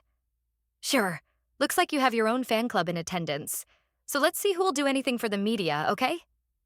He stormed away, and Mara only stared after him, his words cycling through her. That had been a not-so-subtle reference to Dan, which incited a strange cocktail of emotions. Part of her was almost flattered that he noticed Dan paying attention to her. That meant something, surely. But what? Chris stood at the far line of counters, inspecting some of his team's work. She tried not to watch, but she could hear the undertones of his anger coursing through the multi-purpose room. Gazes snapped his way from all around the room. Are you kidding me? Chris asked, leaning in closer to his helper to really look her in the eye. This is a gingerbread competition, not a school bake sale. If you don't know how to ice the gingerbread, then I need you to get out of my kitchen. Do you hear me? I don't have time or room for idiots. The multipurpose room quieted a bit after that outburst, and Mara could see the journalists craning their necks. A few of them even had phones poised. Mara went about her work, unwilling to let Chris distract her further. Everyone in the room knew he was a jerk, and she needed to stay focused. For all she knew, it was a distraction tactic, and she was in on it. Who knew with this guy? When she looked up again, she saw Chris rubbing at his face. And then he placed his hands on the woman's shoulders and murmured, "I'm sorry, Cora. That was out of line. Let's start over." But within the hour, one of the crew members showed her the consequences of Chris's temper. A video was already circulating the internet. One of the journalists had captured the tail end of it, F-bombs and all. The headlines touted everything from overheated cook to the crew member who got the serrating of her life. But none of them mentioned, or probably were even aware of, the fact that Chris had apologized directly after. Granted, apologies rarely went viral. Mara couldn't help but follow the drama, especially since she'd been present for it. She peeked at her phone on occasion, checking comments and looking at the hashtags trending around the cooking with Chris world. Chris himself looked dour for the remainder of the day once his assistant had shown him the video. And knowing that he knew about it yet had barely flinched, it just made her even more curious about what his celebrity life really was like. This was probably par for the course. People twisting things out of context, only publishing his worst moments. So much for focus. When the director called a halt to filming for the day, she breathed a sigh of relief. And as everyone started to file out of the multipurpose room, her curiosity got the better of her. "Hey," she said, once Chris had stored the last of his dough. She crossed her arms, studying the ground as she prepared herself to make the offer better left unsaid. "You want to come grab a cup of coffee with me?" Chris turned to her, looking a little startled but mostly suspicious. He studied her for a few moments, and then he blurted out, "Let's go." Chapter 7. Chris. The whole point of the competition was a slight brand adjustment on the part of the network. That's what they'd pitched to Chris when they first informed him that he would be participating. The plan was to reach a new, broader demographic who placed greater emphasis on family values and comprised much higher purchasing power. And what better way to do that than return to his hometown and win a baking competition? Except, returning to his hometown was way more work than he'd bargained for. And now, he had a serious problem. His little rant fest that afternoon had gone viral, and everybody and their grandmother was sharing his blow-up with their social networks. If he'd been trying to ingratiate himself with the family demographic, spewing F-bombs at a woman half his size wasn't helping things. One of the journalists had captured it and spread it, probably Dan, and unfortunately, the show contract allowed for little dramatic slips like these under the teasers and previews clause. Really, this was exactly the sort of thing they wanted, in theory. But things felt more precarious than ever. Because the only route to truly achieving what he wanted, an international cooking tour that the network still hadn't greenlighted, would only come on the heels of giving them what they wanted, an ultra-family-friendly baking competition with high ratings. Chris followed Mara out of the multipurpose room. Once they were bathed in the cool quiet of the hallways and heading toward a small lounge where coffee and snacks were on hand all day long, he finally let a sigh escape him. "I'm surprised that you're letting it bother you," Mara said, a few paces in front of him. "Why wouldn't it bother me?" He clenched and unclenched a fist in his pocket. "You're a hardened celebrity, Chris. This is your world. Aren't you used to it by now?" "I know it might be hard for you to believe," he said carefully, trying to strike that balance between firm and condescending. "But I'm still a person. So yeah, I'm used to it in some ways. Doesn't mean it's still not a pain to deal with." Mara watched him for a few moments, her long, dark lashes brushing the tops of her cheeks as she studied him. They stopped just outside the double doors to the lounge. "I don't get it." "Well, you wouldn't." Chris breezed past her and pushed into the lounge. But thanks for asking, I guess. He went to the coffee station, happy to see the mocha meister he'd requested was there. His cousin Mitch was an absolute whiskey snob, but Chris's snobbery came out around coffee. Everything from the coffee bean plantation to how and when the beans were roasted. Then there was the type of coffee maker and water used. If he was going to be subjected to the added BS that came with his outbursts going viral, he was going to get through it by drinking some of the best coffee out there. Pouring 2 cups, he handed her one, and regret slashed through him when he saw her face was wrought with confusion. This whole thing was confusing, and he'd never been good at managing his temper, which had gotten worse once he became popular. But he was trying, and most people didn't understand the push and pull of celebrity and network negotiations and having your personal life on display constantly. Besides, Mara had always been there for him in high school, making sure he was okay. Just like this. But this was present day, not high school. She shouldn't care about him. There was no way this concern of hers was genuine. Sorry, let's just call it work stress. Cheers? He handed her the paper cup of coffee, and they tapped their cups together. I can't imagine what it must be like, Mara murmured, staring down at the coffee in her hands. She took a tentative sip. Wow, this is amazing. The community center coffee is never this good. Did the network provide it? I did. With the amount of time I spend prepping for and working on my show, I need access to copious amounts of tasty coffee, so I always make sure it's in my contract for the network to keep certain coffee beans on hand and a decent maker. Since I technically volunteered for this competition, I bought everything so we could all enjoy it for the 2 weeks we're here with the intent that everything would be donated to the community center. Once we leave, he grinned as he sipped his drink. My assistant Damon already warned me that the mayor had set her sights on one of the coffee machines for her office. One of?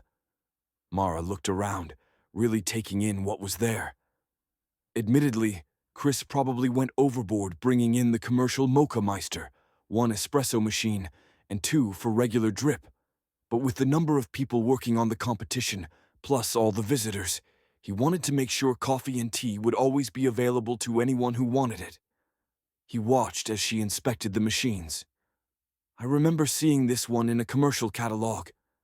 It's almost $1,200. Chris finished his coffee and poured himself another cup. Holding up the carafe, he gestured to her cup, but she shook her head. That's for the base model. This one has a grinder attachment and lets you set the water temperature. So it was a bit more, of course it was. A smile ghosted her face for a moment before disappearing. So what's the game plan? Just ignore what people are saying. Yeah. He raked a hand through his hair. Truthfully, it wasn't often that he got caught up in the gossip mill for stuff like this, which made this incident even more frustrating. He had been working at curating his image better. And now, my publicist will probably have a few action plans in place after this. I'll recover. I just wish I knew which one of those jerks leaked it. He sipped his coffee, seeking Mara's gaze. I'm thinking your good friend Dan probably had something to do with it. Mara cocked her head, eyes narrowing to slits. My good friend Dan? Yeah, you two look pretty cozy. She scoffed and rolled her eyes. Hardly. And I have no idea if it was him, but who it was doesn't even matter. You need to not let it bother you. Kinda hard to do, he said, before downing the rest of his coffee. There's a lot of eyes on me now. Always. Actually, she stepped closer, forcing him to meet her mossy green gaze. And so what? If it's always like that, then what's new? You always get through it, right? He clenched and unclenched his jaw a few times, trying to figure out what her angle was. It didn't make sense. She was his competition. She should want him to get distracted and go down in flames. Why are you trying to help me through this? Her nostrils flared, and she took a step back. Just seemed like you were upset. You should want me to fail. I don't get why you care.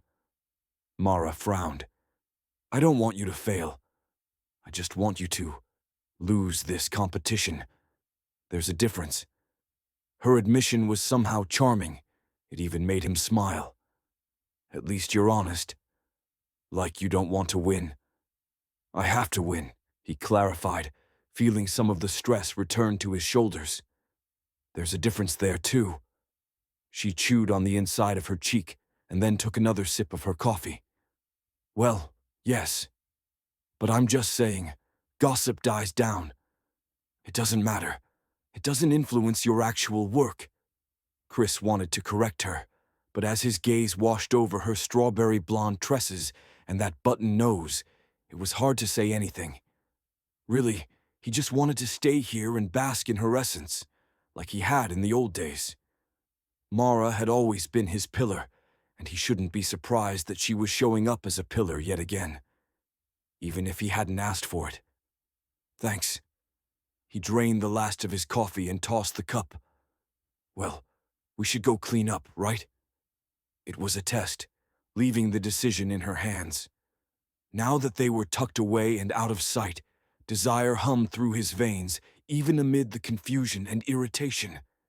He wanted to touch the silk of her hair again, feel the warm curves of her flesh beneath his fingertips. He wanted to bury himself so deep inside her, she made that noise that was part woman, part animal. Mara lifted a brow. What else would we do? She asked, voice turning slightly husky. Oh, I don't know. He took a step closer, his gaze on her lips. They were the perfect mix of plump and soft. He could kiss them for the rest of his life and still want just one more taste. When they'd first broken up, he'd thought that he might be scarred by her kisses, that he'd never find anyone he shared so much chemistry with. But then, as he whiled away his 20s in New York and found success and found even more women to distract him, he eventually forgot about these lips. But now, he realized that she had scarred him. Nobody else's kisses came close. Mara smirked, and Chris knew this was his chance. He leaned forward, cupping the sides of her face in his hands as he coaxed a soft kiss from her that made him instantly hard. She whimpered, clutching at his hands on her face as they kissed. A movement behind her made him jolt. Through the viewing pane of the swinging lounge door, he saw a crew member approach. Someone's coming, he whispered, and then snagged one last quick kiss. One for the road. She giggled, pushing at his chest before heading out of the lounge. Chris waited a moment for her to make it down the hallway, smiling at the crew member who came into the lounge after her. He wasn't sure what was going on, and knew even less if he could trust her. All he knew was that the chemistry between them was alive and well, and it was almost impossible to say no to that. Chapter 8. Mara. By the end of the first week of filming, Mara had completed the majority of her gingerbread base. Her secret plan, which was becoming more obvious the more she completed, was an entire gingerbread village. Roughly 35 individual gingerbread cottages set in an idyllic scene that looked a lot like the wooded areas of Glenford. It was sure to be a hit, because this was all about supporting Glenford. That, paired with her expert skill as a baker, would make sure she won this competition. Thankfully, Chris's work area had been cleaned and the oven and one countertop replaced. She was sure it probably could have happened much sooner and the 8 of them wouldn't have been bumping into each other for 4 days, but she suspected the network was enjoying the sparks that came with so many people working in a confined space. Looking over at Chris's assembly area, his vision remained unclear, and it didn't seem to be very far along. Something that looked like a gingerbread skyscraper was slowly growing on his prep table, but she couldn't tell if he was making a building or an elevator shaft. Time would tell. What his gingerbread design would become wasn't the only thing time would tell. Each day, Mara wondered if they'd steal another kiss or have another furtive meetup in the hallway or on a work surface. Chris hadn't made a move, so she decided that she wouldn't either. She knew better than to follow that path, especially during such a cutthroat competition. Yet his kisses still lingered in the back of her mind, and each night alone in her bed, She replayed the images from their lovemaking while her hand worked overtime down the front of her panties. Filming wrapped around 7 on Friday, and they had the weekend off. Good thing, too, because Mara needed some downtime. A chance to not stare at Chris's perfect face and hands each day, so that she could remember what her life had been like before he'd returned to Glenford like some sort of prodigal son. She grabbed her coat and purse before leaving, and then remembered she'd left her phone on her workstation. As she swept into the multi-purpose room to get it, she decided to take one last glance at her gingerbread village before leaving. It was already her pride and joy, and one of the most intricate projects she'd ever undertaken. If she didn't win, then the competition was rigged. "Staying late?" Chris asked as he slid off his apron. "I'm in a rush to go, actually. Just wanted to make sure everything looks good." She offered him a tight smile, still unsure of what the rules were for whatever they had going on. Rivals, but also lovers. Long-lost sweethearts, but also strangers. "Where are you heading?" Chris asked as he slid on his winter coat. "Downtown for ice skating with my sister and parents." She rolled her lips inward as she slid the tray where her village assembly had begun out of the tall fridge. "Family tradition." "Ah, that's right. The annual Lancaster family Christmas season should be in full swing. Do you guys still do the after-Thanksgiving group trip to pick out a tree?" "You know we do." She smirked as she assessed the village. But when she got to the church, the latest structure to be assembled, she gasped. "Oh no." Mara carried the tray carefully over to the workspace, her heart pounding. The two largest walls of the church were sinking, collapsing inward.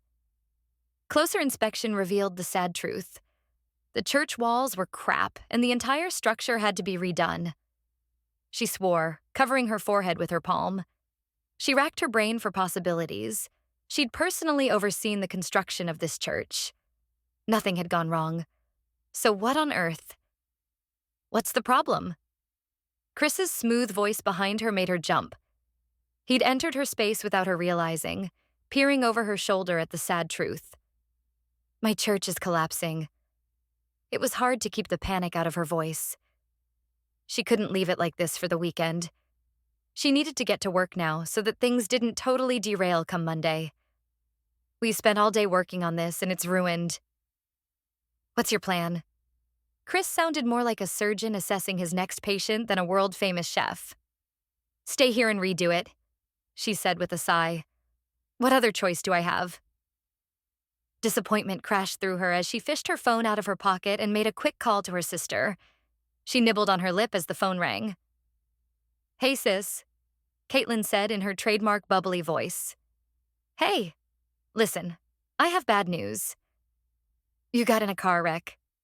Mara paused. "Well, no. Worse news. Or maybe better." I'm not sure she drew in a deep breath. "I have to stay on set tonight to deal with a setback. My gingerbread church collapsed, and I have to redo it. You guys will have to go ice skating without me." "Aw, but Mar. Caitlin's little sisterly whine was perfectly honed throughout the years, and she brought it out in full force now. "I'm sorry. We'll have time to go before Christmas, but with this competition going on, I can't mess up. You know this. I love you, and I'll talk to you later." Mara hung up before she could get any more blowback from Caitlin. Her sister understood, but Mara didn't want to deal with the familial disappointment. Family holiday traditions were important to the Lancaster family, and Mara was always happy to participate. But right now, this competition was more important. She pocketed her phone and slid off her coat. When she turned to drape it over a nearby chair, she noticed Chris taking off his coat too. "What are you doing?" "Staying to help you." She narrowed her eyes. "You can't be serious." "I've got nothing better to do." Besides, he jerked his thumb toward the collapsed church. "That's going to take a while. You need the help if you want to get out of here before midnight." Mara tried to fight the smile that threatened to take over her face. She was touched by the offer. Maybe a little too much. She practically floated over to the cabinets to get the ingredients ready. "Well, all right." She brought out the flour and butter, as well as the appropriate mixing bowls and the other ingredients she would need. "If you want to and are offering, I won't say no." Are you sure you'll be okay taking orders from me? The cool smile that covered Chris's face threatened to undo her resolve to stay away from him during the competition. Because with looks like his, it was practically criminal to say no. And right now, while his blue eyes crinkled at the edges and took her in, all she wanted to do was melt back into his arms and get another taste of those kisses. But no, this needed to stay work, even if she'd continue to fantasize about him every night of the competition. Yes, chef, he told her, snapping to attention before he looked around. How about if I get started on the dough while you get the mold ready? She nodded, handing over the utensils. Great idea. And thanks. The two of them worked seamlessly for the next couple hours as the gingerbread baked, and they tried to salvage the best parts of the current church. Once everything came out of the oven, it needed to cool and harden overnight, so they wouldn't be able to assemble the actual church that evening. But they made real headway and saved her a significant amount of work come Monday morning. Once they'd cleaned and stored everything again for the evening, they high-fived. Thanks, Chris. Mara beamed up at him, feeling a little giddy, probably because it was almost 9 p.m. and she was still at work. You really helped me out. I didn't get a chance to be with my family, but at least I'm not going to be behind by an entire day next week. Chris checked his phone, and then a smile lit up his face. I have an idea. What? Can't say. Just follow me. He strode to his coat and jerked his head toward the door. She hurried to grab her things and followed him. Except when they left the multi-purpose room, he didn't head for the main doors heading out to the parking lot. Instead, he hung a left down the long corridor leading to the back of the community center. Where are we going? He shook his head, keeping his fast pace toward the side exit. When they burst through the doors, the chilly December night air sent a shiver through her. She tightened her coat around her, resisting the urge to nuzzle into his side. Are we heading into these darkened woods? Seems like a great time. She snorted as he led her down a winding stone path. Just wait and see. Their steps crunched over the brittle leaves littering the pathway. Through the bare limbs of the trees, lights twinkled up ahead. As they neared, she saw strings of lights lining a long glass half wall. When she realized what she was looking at, she gasped. The community center ice skating rink. She grabbed his forearm, looking out at the small icy arena, happy to see a few people were still skating. In all the stress of the collapse and remaking of her church, she'd completely forgotten that they could get there via the woods. This is great. Are they still open? For another half hour, Chris said, showing her the time on his phone. I figured if you couldn't skate with your family, you could at least skate a little. She tried to hide her grin behind the collar of her coat, but it was hopeless. She was smiling like a fool. This was impossibly sweet, but she was hesitant to admit it. We never come to this one, she said, practically skipping alongside him. It'll be nice to try a new spot. She reached out for his hand automatically, as if it were the most natural gesture in the world. They held hands for a few paces before Chris looked over at her, which jarred her awareness. Oh. She dropped his hand as they came up to the rink. A few tall light poles placed around the perimeter made the rink as bright as day, but caused the surrounding woods to fade into obscurity. Sorry, I didn't say you had to stop. A nervous laugh slid out of her, and she directed her attention to the small booth for skate rentals. What size are you? 11. She lifted a brow, though he couldn't see it. So many inappropriate responses came to mind, and every single one of them had to do with the huge package between his legs. She requested their sizes from the attendant, who also asked for a selfie with Chris, and a moment later they were sitting on a steel bench booting up. Size 11, huh? She couldn't keep it in after all. What? She rolled her lips inward, trying to keep in a giggle. Your dick is size 11, too. He smirked, eyes flashing. And you've loved it every time you've had it. His smooth response sent heat curling through her. She couldn't deny it. It was as true now as it was back in high school. But his response reminded her of her own resolve. Getting back with Chris was not the goal. Keeping work and pleasure separate was. even though ice skating was sort of blurring the lines. This is just a nice thing he's doing. And after spending so much of his time as a huge jerk, it's okay to let him be nice for once. The rationalizations flowed freely as she laced up her skates and they wobbled their way into the rink. Besides, it's not like this means anything. You're just two work colleagues blowing off steam after work. This is fine. Everything is fine. Mara pushed off into a steady, straight line. Within 10 seconds, Chris was flat on his butt, looking up at her with one eye pinched shut. Wow, you fell on your butt so soon? I haven't skated since I lived here and I'm out of practice. Very out of practice. He held up his hand to request help and she tugged him to his feet. This time when he skated, she stayed by his side. Better? Mostly. He wavered a little, palms out to his sides for balance. How do you make it look so easy, and why don't I remember it being this hard? 28 years of annual holiday skating. She blew on her nails and sent him a sly look. I know you're jealous. You should try out for the Olympics with cred like that. He cracked. Already did. She snorted, shoving her shoulder into him. Just kidding. The small gesture threw him off balance, and a moment later he toppled to the ice. His body shook with laughter, which caused her to crumple beside him. Okay, you really suck, she admitted. I'm going to embarrass myself further, but would you believe my parents paid for lessons? She pulled back to look him in the eye. Bonnie Baker's classes? The very ones.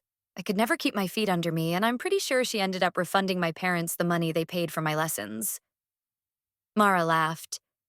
She was in the same year as my parents, so when she opened her school, they signed both me and my sister up. Let me guess, you're the best? She thought about lying, but then told him, Nope. My sister, and she's never let me forget it. He shook his head, chuckling. How is Caitlin? As bubbly and cheerful as ever. For some reason, she didn't want to talk to him about her very adult and very single sister. She climbed to her feet and helped him up again. Once they were both moving forward somewhat steadily, she said, So you're not good at everything. Did you expect me to be? Well, you certainly act like you are. It's called confidence. He smirked, some of his black tresses falling over his forehead. Fake it till you make it, or something like that. Mara took a deep breath of the crisp night air, smiling out at the wooded area and the crystalline night sky. This was lovely, even if it went against tradition. Even if it was with her ex and professional rival right at her side. Thanks again for helping me tonight, she said, looking over at him. He wobbled and she grabbed his hand. You didn't have to, considering we're competing against each other. Yeah, well, we all need a little help sometimes. He squeezed her hand and heat flooded her body. You don't ever seem to need help, she pointed out, except on an ice rink. Trust me, I've needed and received help, he said. Back when I was first auditioning for my cooking show, I got really sick the night before the last interview. I roped my cousins into helping me do some of the vital prep, but I never told anyone. He squeezed her hand. Maybe I got the show because of them, you know? Josh was closer in age to Chris than Mitch, who had already finished college and was working for Denton Hotels when she had started dating Chris. Let me guess, they've never let you forget it? It comes up every once in a while, he admitted, his smile fond. She got lost in his gaze for a moment, not watching where they were going until they ran headfirst into the glass wall. Oh! She gripped the edges, a laugh rocketing out of her. Didn't see that coming. Come on, Olympian. He squeezed the sides of her waist, prompting a shriek. Don't tickle me. I have to, now that you know my deep, dark secret. He pinched her sides again, his blue eyes twinkling. I'll tickle you until I'm the better skater. Giggles turned into belly laughs as Chris tormented her under the inky black sky. This wasn't a night she could have predicted, but it was one of the best impromptu nights out she'd ever had. If she closed her eyes, she could almost fall back into the past. Back when they were young and in love and giddy as ever. That spark was still there between them. It pulsed and throbbed on the ice rink, as though the connection had never disappeared. And really, maybe it hadn't. They'd just temporarily suspended it, waiting for their second chance. Chapter 9. Chris. 30 minutes flew by, and the attendant was waving everyone in. Chris was happy to have regular shoes on again. One of the other skaters asked him for an autograph, which he gave along with smiling for a couple selfies. All the while, Mara was grinning at him. She actually blushed when someone asked for her autograph and picture as well, but she happily gave it. As they walked back toward the community center, she asked him, "Is it always like that? With people coming up to you for pics and autographs?" "Depends on where I am, and how hard the network is pushing my image and show. Being a TV chef is a lot less glamorous than being an actor, even if parts of the show are scripted. But Gingerbread head-to-head is a household name around here, so it makes sense that more people might be interested." They walked in silence and had almost reached the parking lot for the community center when Mara heaved a long sigh. "We always would close out ice skating night with hot chocolate," she said wistfully, as if she hadn't seen her family in years instead of probably hours. "Too bad it's too late to go to sweet stuff. They have the best hot chocolate, huh?" She nodded, looking up at him with a sweetness and mischief that nearly split him in two. "All right, let's make our own then." He slipped his arm over her shoulders as they walked, and she fit in the space perfectly. "I've got all the fixings back at my place. We can have a replacement hot chocolate tasting to see if it surpasses Sweet Stuff's legendary concoction." "Ooh." Her eyes lit up. "A hot cocoa tasting. I'm so in for this." He led the way to the parking lot, and she stopped as they neared the few remaining cars. "Should I follow you? Where do you even live?" "I'm in a short-term rental down the street. I walk here every day, so maybe you can give me a ride?" She snorted. "You really are a New Yorker now, aren't you?" "I am officially a card-carrying New Yorker, but I do have a rental while I'm here." He followed her to her car, and they slid into the front seats. The car smelled like her, hints of ginger and vanilla, which made his eyes flutter shut. The more time he spent with her, the more he wanted. It was both infuriating and intoxicating at the same time. Inviting her back to his place was a big no-no. Helping her avert a crisis and ice skating after work was one thing. Both of those hovered on the boundary of simply friendly. But bringing her into his space, where his bed sat mere feet away, was asking for them to take things back into flower on the rear territory. And he didn't mind that one bit. Even though he should mind, and was actively trying to mind, and not even remotely succeeding. "It's here." Chris pointed out the brick condo, tucked into a lit square in downtown Glenford. It was the most expensive place he'd found on the HomeShare app and worth the extra money. Rooftop jacuzzi with a view of the picturesque town, which was all decked out for the holiday season, a fully stocked kitchen, and a king-size bed in a huge room with skylights. When the property manager had found out who would be staying there, they'd gone all out making sure he was comfortable.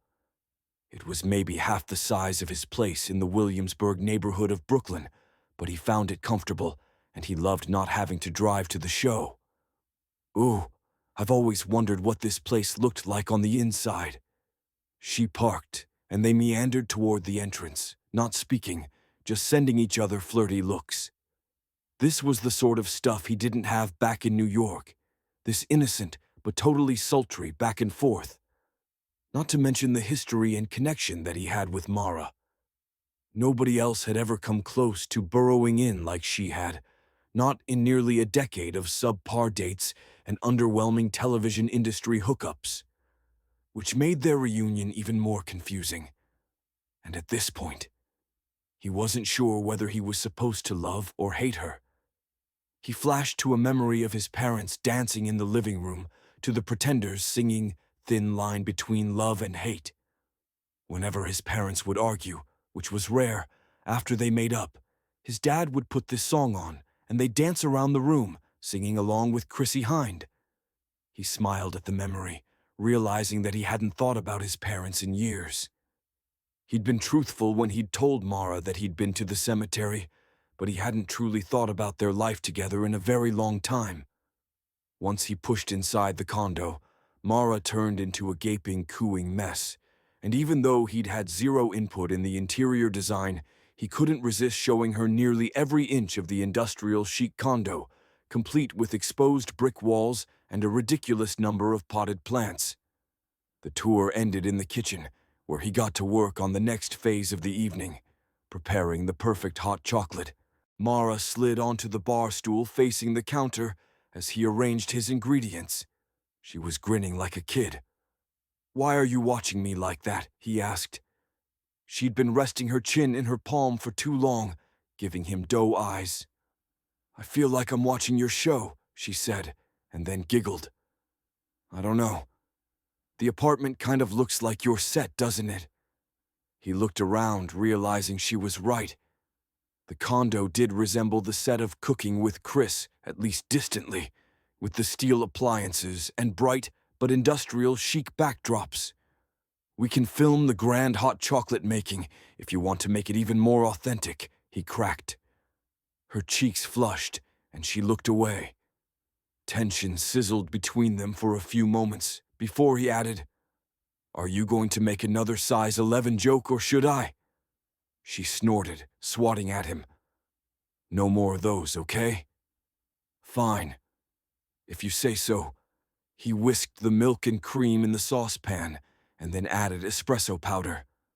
She arched a brow. "Espresso, eh? Hey, this is my cooking show." Without breaking his stride, he reached for the bar of dark chocolate he'd set out. He broke the squares into the saucepan one by one, stirring rhythmically. "Well, you've already won Best Hot Chocolate, so don't worry. I'm pretty sure Sweet Stuff uses a packaged mix. Ha!" He pumped his fist. "Victory is mine." Mara sent him a curious smile. "Always have to win, don't you?" "Not all the time, but most of the time. I mean, I was always competitive, but when I moved in with my cousins, things got heated, especially with Josh. He clicked off the heat and poured 2 dark and creamy cups of hot chocolate. He topped them off with handmade whipped cream and mint chocolate sprinkles, then handed her a mug before picking up his own. "Let's go enjoy it in the other room." He led her to a sitting room filled with bookcases and low sofas. They settled into opposing sofas, and they took turns blowing on their mugs and sending flirty looks. "Is it weird to be back?" she finally asked. "Yeah. I've stopped in Glenford over the years to swing by the cemetery and pay my respects, but this is the longest I've been here. And it's a weird trip down memory lane." "Yeah." A frown slowly tugged at her lips. "Like when Dan showed up. The mention of his name was like being covered in ice cubes." He rolled the mug back and forth between his hands, unsure what to say. It had been nice pretending the past didn't matter anymore, like maybe they could just be friends and something more now. "You know, that night at the dance—" "Mara, you don't have to bring that up," Chris interjected, feeling suddenly stupid. Here they were, almost 30 years old, and still rehashing stuff that happened in high school. "No, I want to." She sighed, fluffing up a pillow behind her. "When Dan and I kissed, it ruined everything between you and me. And I felt so bad about that. You had every right to be mad, you know. But you went off the deep end afterward and never even heard my side of things." Chris tilted his head slowly back and forth. "It doesn't matter anymore, doesn't it?" A sharp laugh escaped her. "I've seen you glaring at him, which tells me maybe it does. Busted. I guess I'm just trying to say that the night it all happened, it wasn't some big, secretive cheating scandal. Dan kissed me. I didn't kiss him. While you'd gone to get drinks, he'd asked me to dance. It was that song by Katy Perry I liked, and I really wanted to dance. I didn't realize that he wanted us to give it another shot. I reminded him I was with you. He said, Let me convince you then. And he kissed me in the middle of the dance floor. I regretted even letting him get close enough to try. Maybe I could have pulled away sooner. I don't know. Chris was gripping the mug so tightly he worried he might break it. He set it down on the table beside the couch. You were so mad, and you broke up with me so quickly. It made my head spin. So dating Dan immediately after that night was the only option you saw? He asked, unable to stop himself. She wilted a little. It wasn't the best choice, I know. It was just the easy choice. I was 16 and you were being a major jerk. I knew you'd never forgive me. And then your parents died at the end of our junior year, and you moved in with your uncle and cousins, and I never saw you again. Chris reached for his mug again. He usually liked to avoid thinking about that time of his life, especially with the loss of his parents in the mix, but hearing Mara's side of things did help. Maybe she hadn't been cheating on him the entire time they were together, as he'd believed all these years. Mara slurped at her hot chocolate and let out a low moan. This is so good, she said, pinning him with a look. Thanks. Kind of like you're... He gestured below her waist and flashed a grin.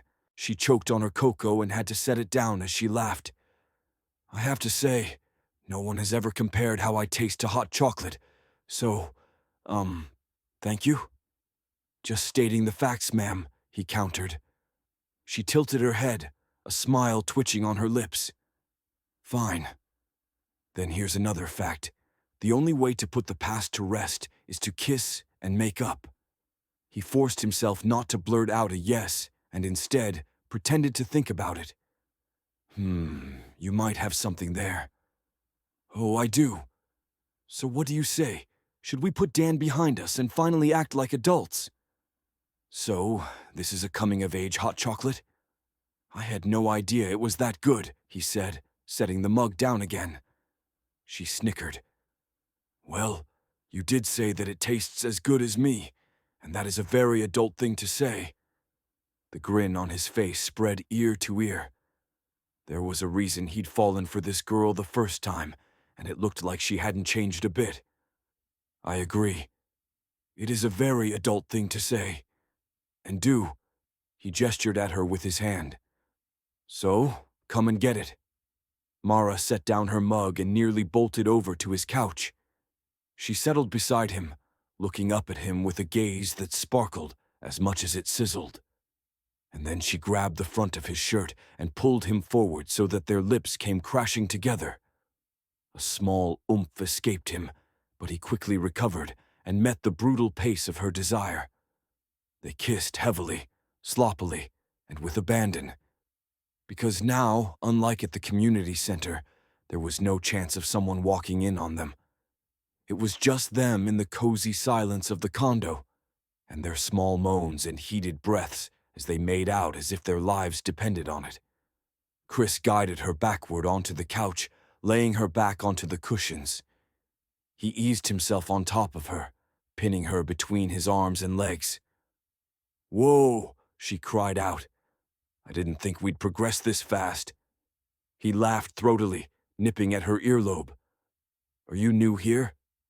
Have you met us? Yeah, I guess you're right. We did go at it on set the first day of filming. Thank you. Chris sat back on his heels and undid his shirt. Mara untucked it while he worked on the buttons. Then she shoved her hands beneath the cotton. You didn't take your shirt off last time, she complained, actually pouting. That wasn't fair. Neither did you, he shot back. Guess we'll just have to remedy that this go-around. She giggled, smoothing her hands over his chest once he tore his shirt off. Her gaze sizzled across his pecs to his biceps. She tugged at the tuft of hair on his chest. You still have chest hair. Of course. He dipped down for a slow, thorough kiss. Where would it go? I don't know, she whispered into his ear, locking her thighs around him. Aren't celebrity chefs legally required to be hairless for their sexy calendar shoots? He smirked, reaching for her. Hey, I only did one sexy calendar. And yes, they shaved me. He snagged a juicy kiss, then broke apart to level her with his gaze. So you bought the calendar? I didn't buy it, Mara whispered. A friend had it in her house, and I just looked at it. Chris smiled through another kiss. Defiant. I didn't want to support your career, but I couldn't not look, Mara laughed. Thoughts? The real thing is way better. She clutched at his biceps. Take those pants off now. Yes, ma'am. After he held her tight, reveling in the moment. The electric heat of Mara filled him from the inside out, the sizzling contentment that sparked any time she was near. After the evening they'd shared, and now it was hard to remember why she shouldn't be the one for him. Chris groaned, his lips skating over her jawline as Mara melted against the couch, clinging to him. He tightened his arms around her waist and held her tight. Wow! She blinked slowly, as if she might fall asleep. He buried his face in her neck again, reassured by the scent of her. It would still be a minute before he could form words. She sighed, running her fingertips back and forth over the wide planes of his back, and rested her head on his shoulder. For a long time, nobody said anything. This was a sweet lull, the type of dreamy aftermath he'd missed without even realizing. He and Mara had always made magic together. And now, even after so long apart and so many lost years between them, it looked like they were right back to doing the same. Mara was the magic he was missing in life. And this time, he didn't want to let her get away. Chapter 10. Mara woke Sunday morning to sunshine streaming through the floor-to-ceiling windows in Chris's condo, letting her know that it was at least mid-morning. She moved slowly, trying to extricate herself from where she was tangled with Chris without waking him up. She almost succeeded and was just lifting his arm from where it was wrapped around her hip when he tightened his hold. Don't. He grumbled at her before burying his nose in her neck and going back to sleep. She couldn't help grinning at his gravelly voice, but she really needed to pee. Rubbing his hand, Mara tugged gently on his wrist, and then cringed when he tightened his hold. Yep, it was now urgent. Chris, you have to let me go. I gotta pee. He flexed his hand where it lay, and she felt an increase in pressure against her bladder. Seriously, unless you want to pay an extra cleaning fee, you really need to let me up. He grumbled, but did release her, rolling over and pulling the blanket up over his shoulder. Now free, Mara practically leaped out of bed, rushed naked to the ensuite bathroom, and sat down on the toilet groaning in relief. Much better. After washing her face and brushing her teeth, she looked at herself in the mirror while she brushed out the giant tangle that was her hair. Her eyes were bright, despite just waking up, and she looked like a sexually satisfied woman. Mara stifled a giggle so as not to wake Chris, and her cheeks hurt with her wide smile. If she wasn't careful, she could get used to this. But should she? Once this competition was over, Chris would be moving on to other things. Cooking with Chris was filmed in New York City. She lived in Glenford. The commute would be horrible and expensive. Plus, she had plans that required she stay here. She needed to be realistic. Once the winner was declared, Chef Chris would move on and continue to do chefy things, and Mara would pretend that everything was fine while she nursed her second broken heart thanks to Chris Denton. In the meantime, she could enjoy their time together and get as many orgasms as possible before it was time to say goodbye. With that decided, she exited the bathroom to find Chris had rolled over and was sprawled across the bed. The sun's rays blanketed the bed, giving him an angelic look. As quickly as that thought hit, she snorted. If the last 36 hours told her anything, it was that Chris Denton was anything but angelic. She briefly debated climbing back into bed, but her stomach growled. Nope, she had a better idea. Grabbing the t-shirt he had on yesterday, she pulled it over her head before heading into the kitchen to get breakfast started. She had the batter for pancakes mixed and the bacon in the oven, and was enjoying her coffee from another snazzy coffee maker when Chris exited the bedroom, wearing a loose pair of sweatpants and a tee with his show's logo on it. Grabbing the mug she had waiting for him, she poured him a cup of coffee and slid it across the counter so he could reach it. His butt hit the bar stool under the counter with a thump, and he closed his eyes while he sipped his drink. "It smells amazing in here," he finally said. "I didn't realize I had bacon in the fridge."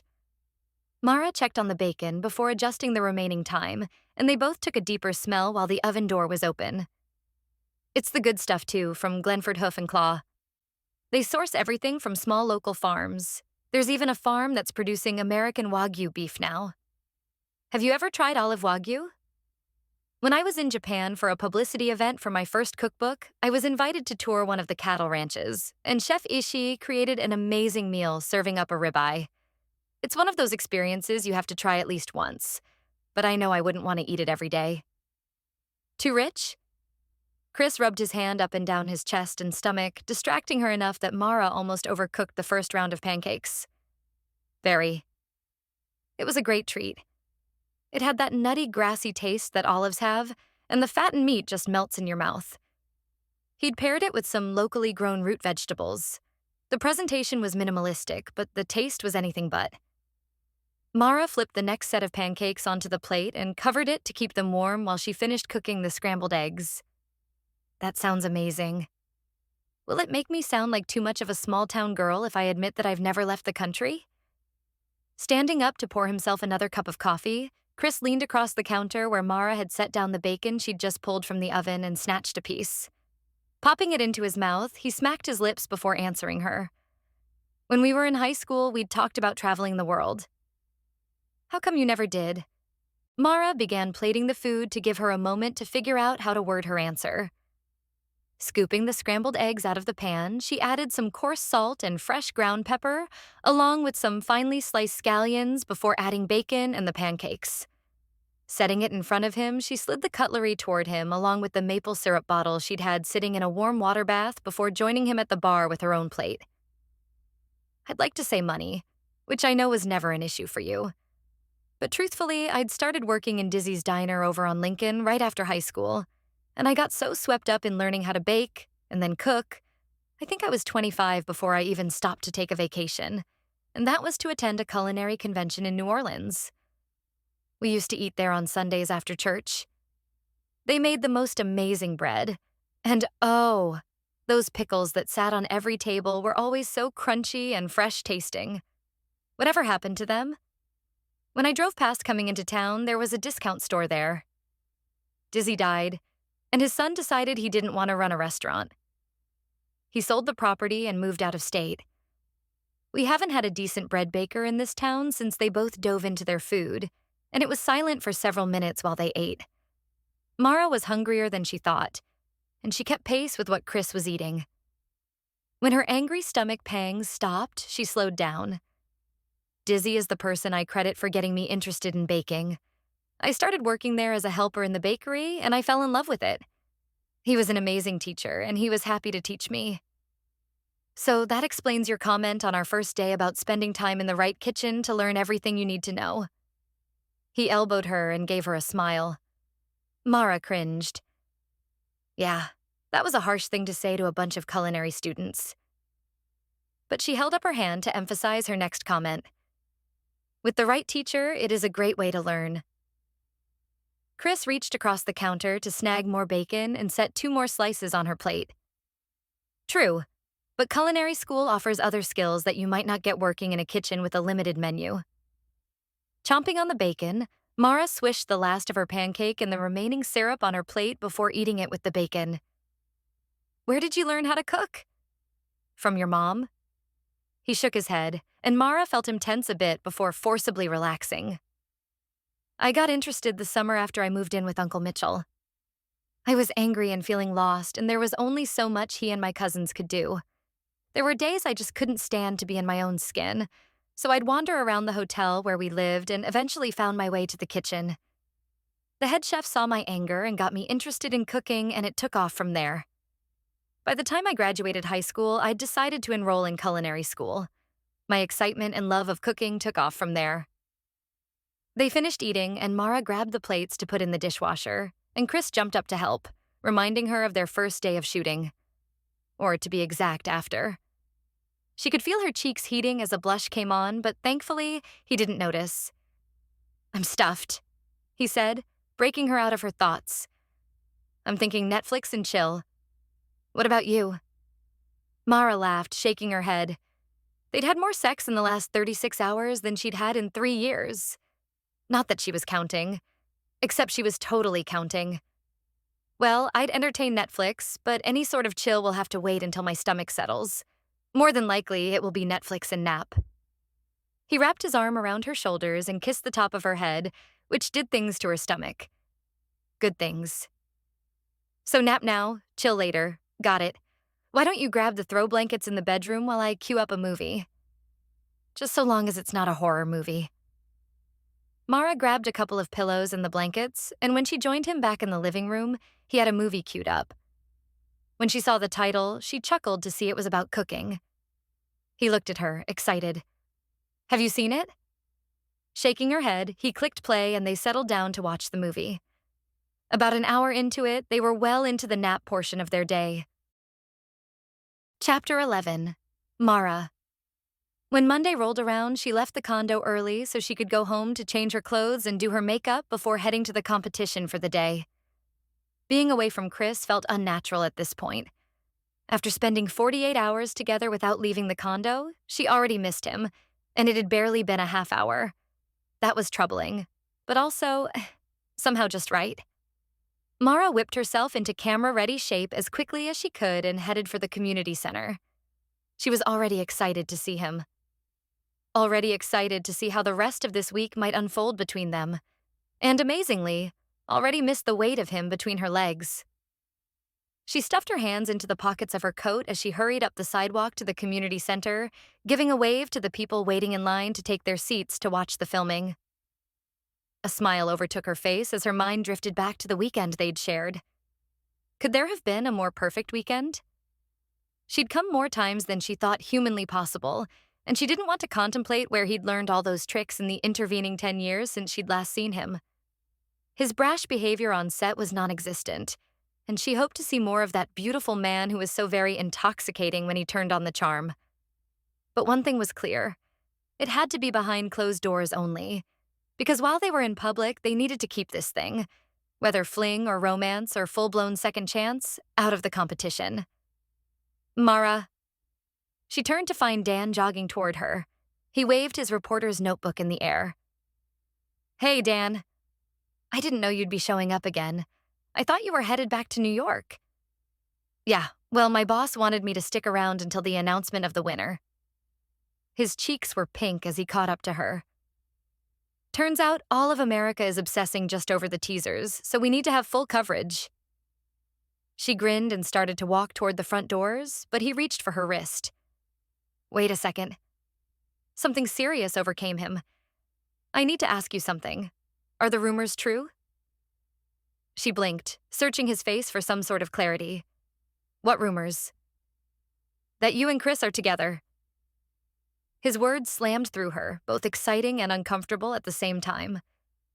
The words "you and Chris together" were oddly titillating, but how did Dan know?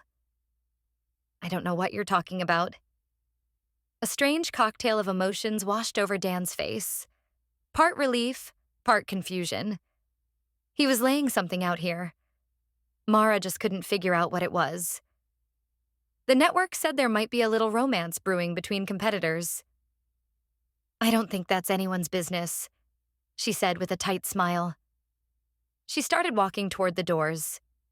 "You might want to make sure Chris is on the same page," Dan called out after her. She pulled open the door, a gust of heat whooshing out. Inside the community center, the front lobby was buzzing with journalists. The network had spaced out the media days so that each channel and news outlet could get their turn at different points of the competition. And at the start of the day, with a handful of press conferences under her belt already, she'd felt confident. She and Chris weren't fighting anymore. They'd kissed. Sexed, rather, and made up. But now? Dan's comment made her doubtful and tense. Chris was already seated at the long table facing the reporters when she breezed inside. She hurried to hang up her coat and joined him in the seat next to him. He sent her a warm smile and she returned it tightly.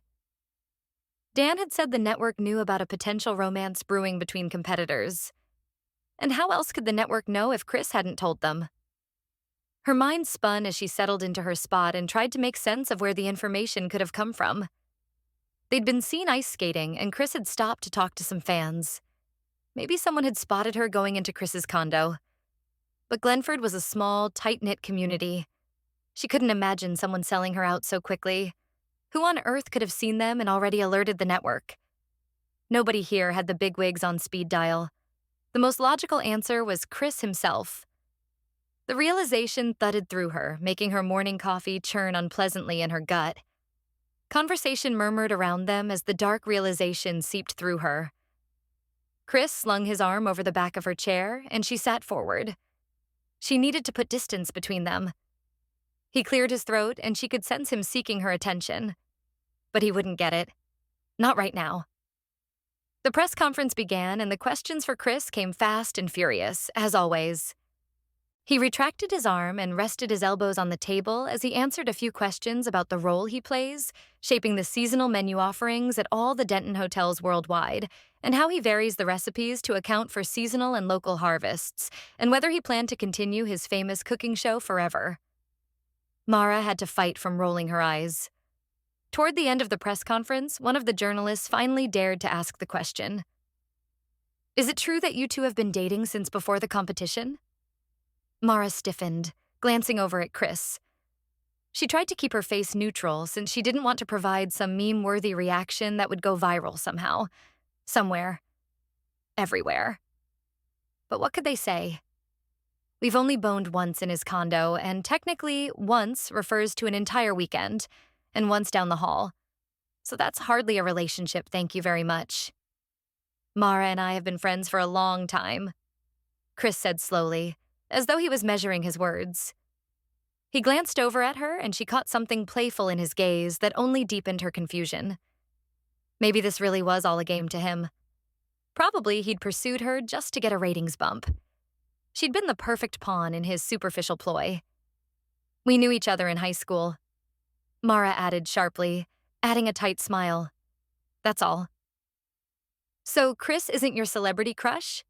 Another reporter asked. Mara's nostrils flared. Of course, the only time the attention would turn to her was in relation to Chris. If she was dating him, sleeping with him. They only cared about her in terms of sex with Chris. She was over this circus. Definitely not, she said, her voice clipped. We're competitors, nothing more. Chris steered the questions away from their potential budding romance, and the press conference ended soon after. Each time she attended one of these, she felt like the overlooked rookie in a room full of star football players. And wasn't that how it actually was? Chris the celebrity commanding all the attention, all the advertising dollars, all the millions of households. And here she was, a regular woman trying to open a bakery once the dust from the competition settled. She excused herself as quickly as possible from the press conference and headed to the multipurpose room. Dan caught up with her in the hall, grabbing her arm. Hey, you okay? She stopped walking, softening as she turned to him. They might not have seen much of each other over the years, but Dan was a good guy. He seemed to care. Yeah, thanks for asking. I think you handled it well.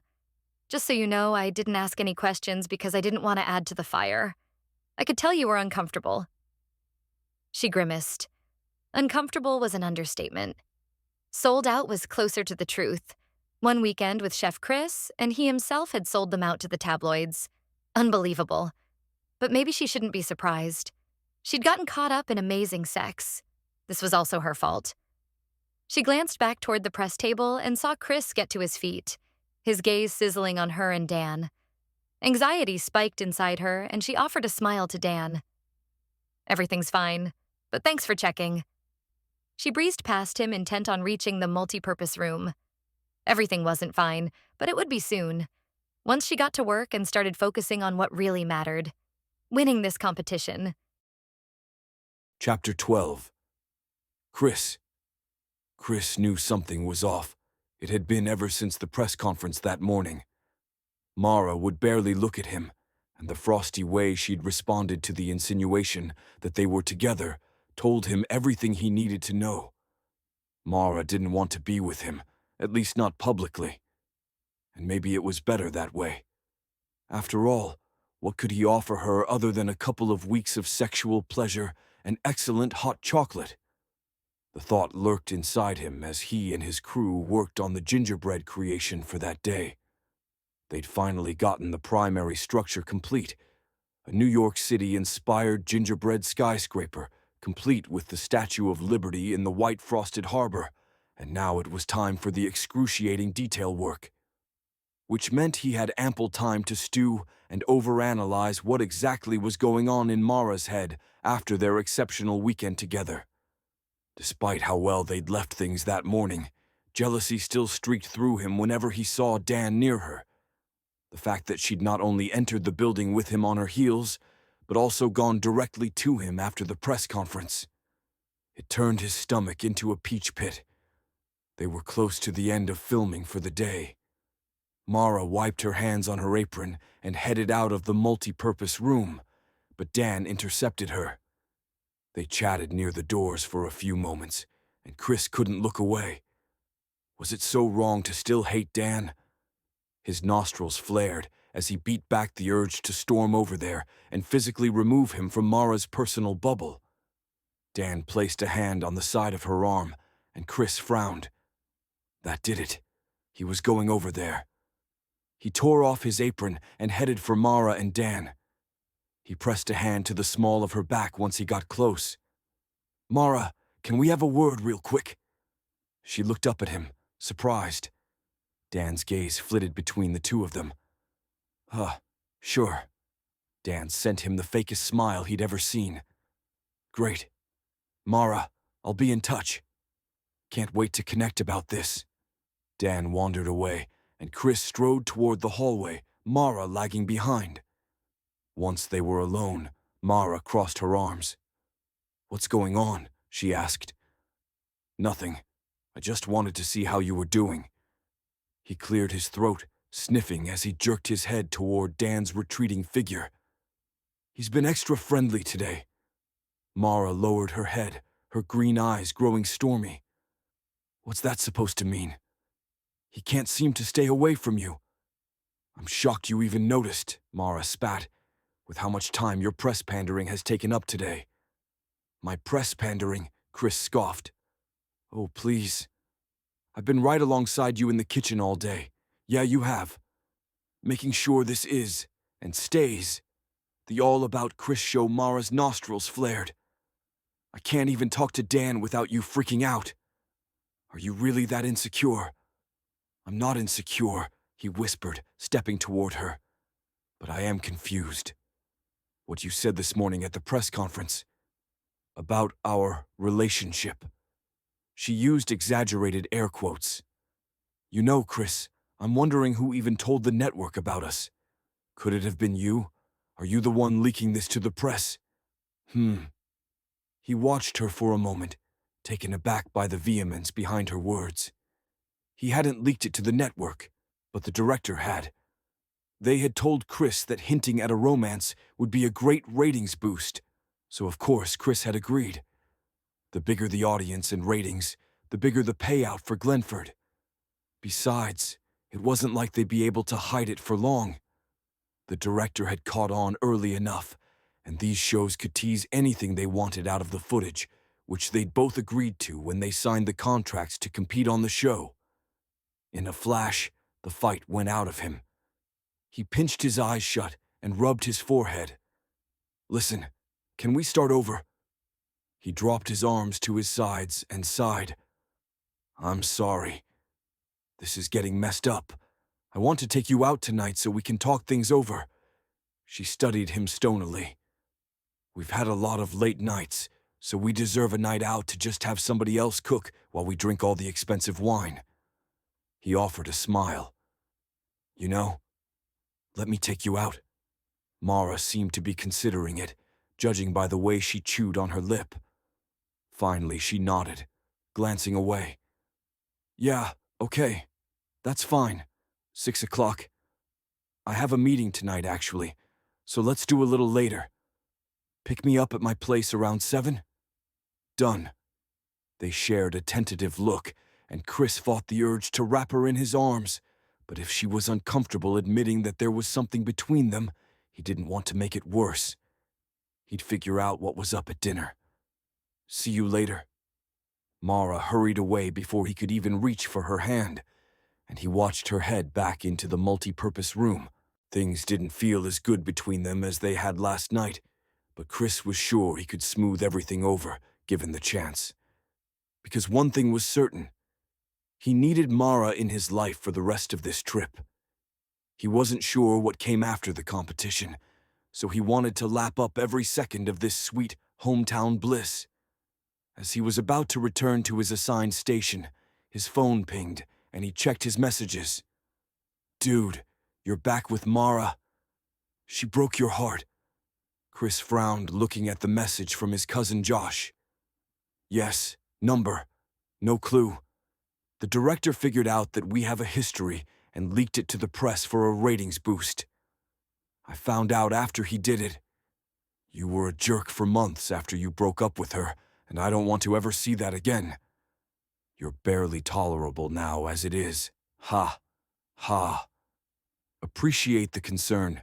Chris, you're wanted on the set," the assistant director told him, and he pocketed his phone and followed him back into the multi-purpose room. Mara.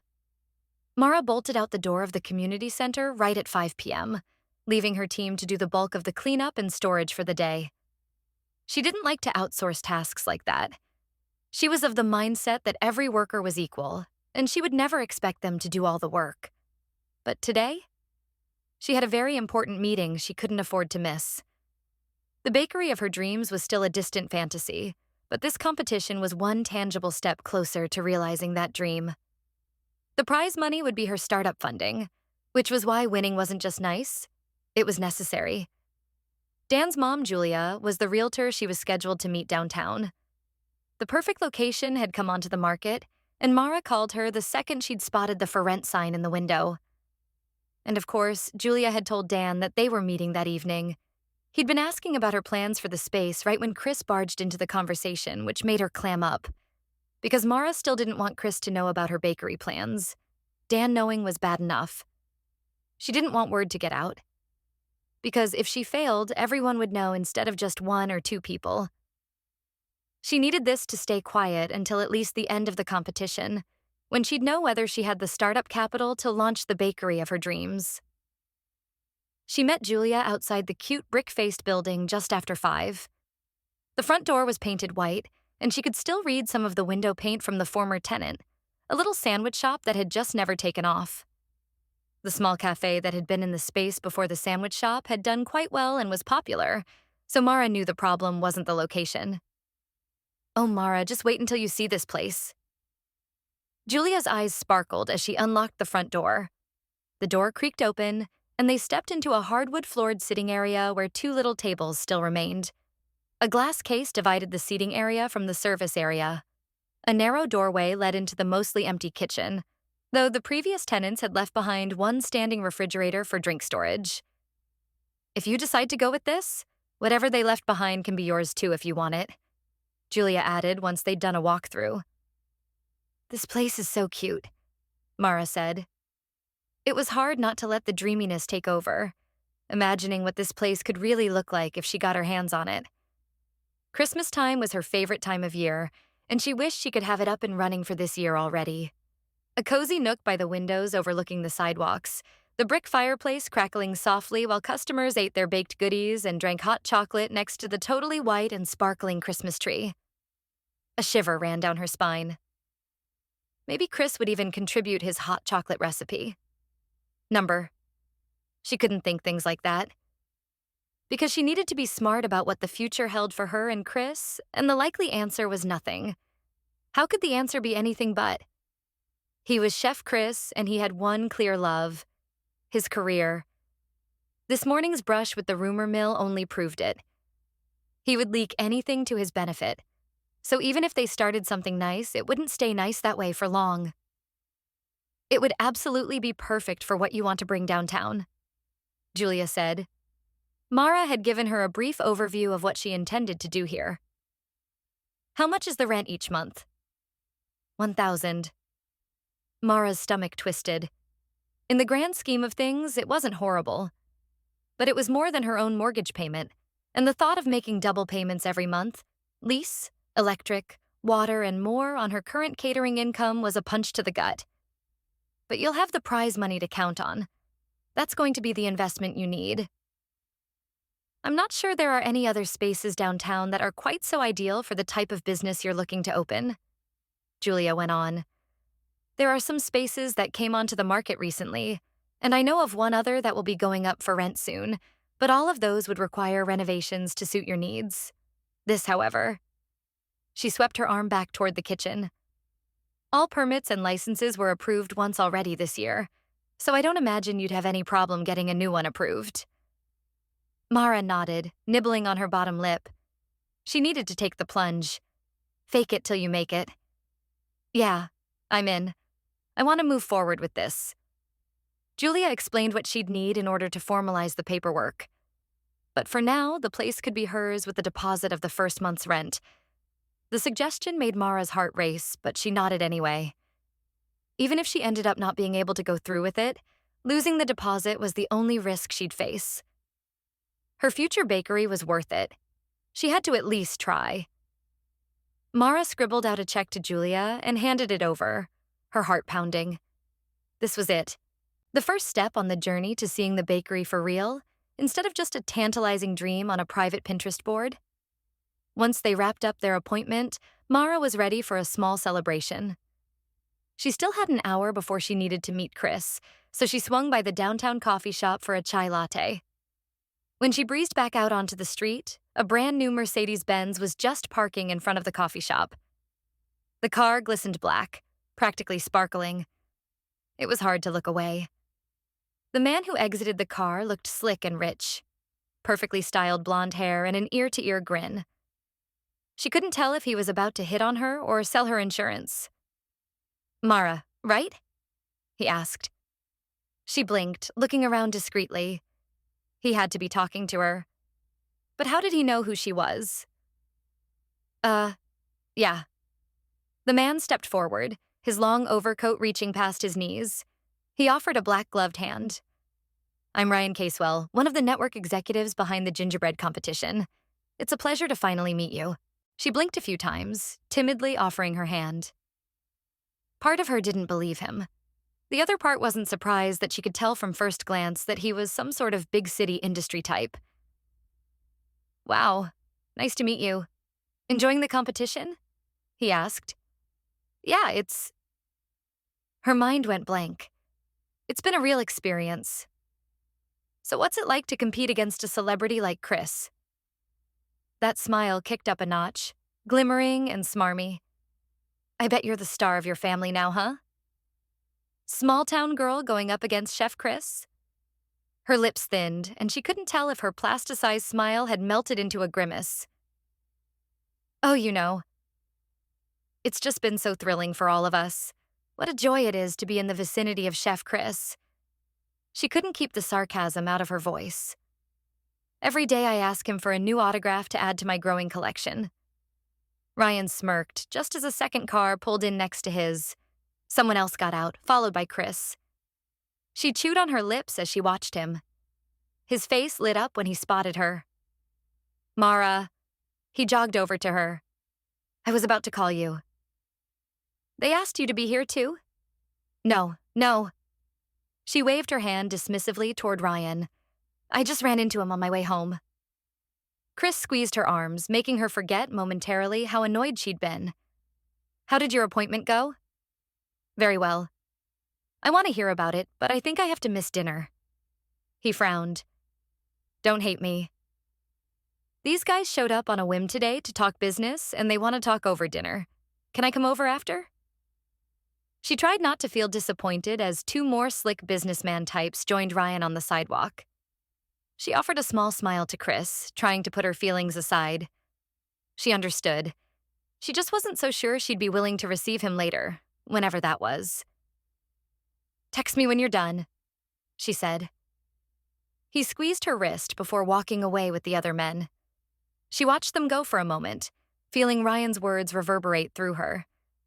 Maybe he was right. She was just the small-town girl in the shadow of a celebrity. She needed to wise up before it was too late. Chapter 13. Chris. Chris hummed to himself early the next morning as he worked on the smaller details on his gingerbread skyscraper. He'd woken up in an excellent mood. Better than excellent, actually. He'd woken up in a stellar mood.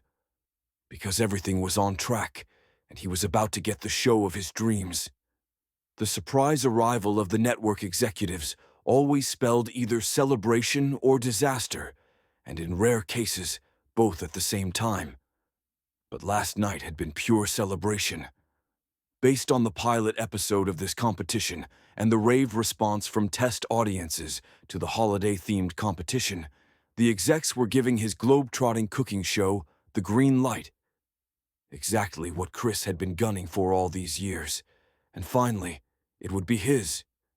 He started whistling as he pumped out tiny green dots across one of the windows of the skyscraper. He'd hated canceling on Mara the night before, but he was sure they'd make up for it, and soon. It would have been sooner if he'd had his way, but when he texted about going over the night before, she claimed she was already in bed and not feeling well. So tonight would be the night. It had to be. Because he was just shy of breaking out in hives from wanting to spend another night with her. He paused to check his phone. Odd. It was almost 9:30, and Mara wasn't here yet. She was always early, just like him. He glanced around the room. Mara's team was hard at work on whatever task list she'd left them with, but no Mara. Chris dropped the pastry bag and rolled his neck in a slow circle. It was time for a break anyway. This sort of meticulous, detail-oriented stuff was his least favorite part of baking and decorating, and he'd much rather delegate it to someone else, but that wouldn't look good on camera if he wasn't equally involved in all the different tasks. He washed his hands and then floated out of the multi-purpose room, humming yet again. He couldn't wait to get started on the globe-trotting culinary show. This had been his brainchild a full 3 years ago. Something he'd been working toward. Something that he was positive would become his dream job. It wasn't that he disliked his cooking show. He'd been excited when he got the offer, and when he shared the news with his family, his cousins had both been quick to congratulate him. Even his Uncle Mitchell had told him he was proud of him. On his first day of filming, both Josh and Mitch came to cheer him on. Josh had jokingly called him Chef Chris in front of the director, and the moniker stuck.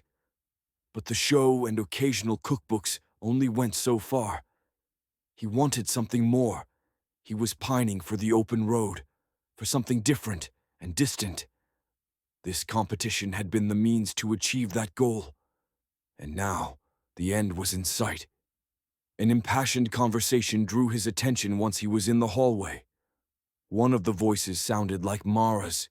He followed the sounds, and when he rounded the corner into the lobby, Mara and Dan were just stepping into the building and shrugging off their coats.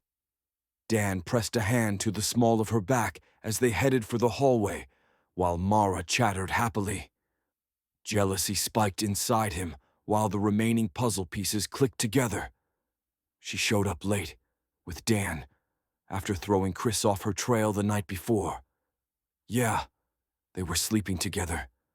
Chris's forearms tensed as they approached. Mara's gaze swept up and landed on him, and she gasped, stopping mid-stride. "Chris," she laughed nervously. "I better go," Dan said, cocking a finger toward Mara. "But let me know when you need anything, okay?" He trotted off the other way down the hall, leaving Mara and Chris standing there awkwardly in silence. "I was actually just about to call you and make sure you were okay," Chris said, feeling foolish. He ran a thumb over his knuckles, all the happiness of his good news dissipating. Mara could still deliver the worst gut punch of them all. "You're late." I was worried. "Yeah, I'm late. But everything is fine. You don't have to worry." She stepped closer, nervousness written all over her face. He'd caught her red-handed. and the thought of Dan waking up in her house when Chris still hadn't even set foot inside it, that burned most of all. Who knew how long they'd been dating? He'd been right to doubt her all along. He just hated having proof of it. It was weird. "You're never late." He clenched and unclenched his jaw a few times, mulling over his next words. "Was there something that made you late?" Mara's mouth parted, and her eyes slowly narrowed to slits. "What do you mean?" "Oh, just admit it, Mara," he said in a low tone. "You and Dan have been sleeping together. I get it." Mara's gasp sliced through the air, and she glanced around. She glared and pointed behind him down the hall. "Come on, follow me. We're going to talk about this." On the inside, he rolled his eyes. What else was there to talk about when she was still screwing her ex from high school? Honestly, her spending the weekend with him was probably a revenge tactic. Well, he'd fallen for it. And now here they were, in the last week of the competition, and everything that had been beautiful between them was now broken and shattered once more. He followed her anyway. She stormed down the hall and into the lounge. It was empty. Once the door clicked shut, she turned to him with hands on her hips. "I can't believe you think that I spent the night with Dan." He scoffed. "Why wouldn't I? Every time you show up here, it's with him. Every time I look around, you're talking to him. Either you guys have been banging since high school, or this guy is on the hunt." "He is on the hunt," Mara spat. "But I turned him down the first day of filming." "Not like you care to hear the truth." Chris narrowed his eyes but said nothing. "And you know what?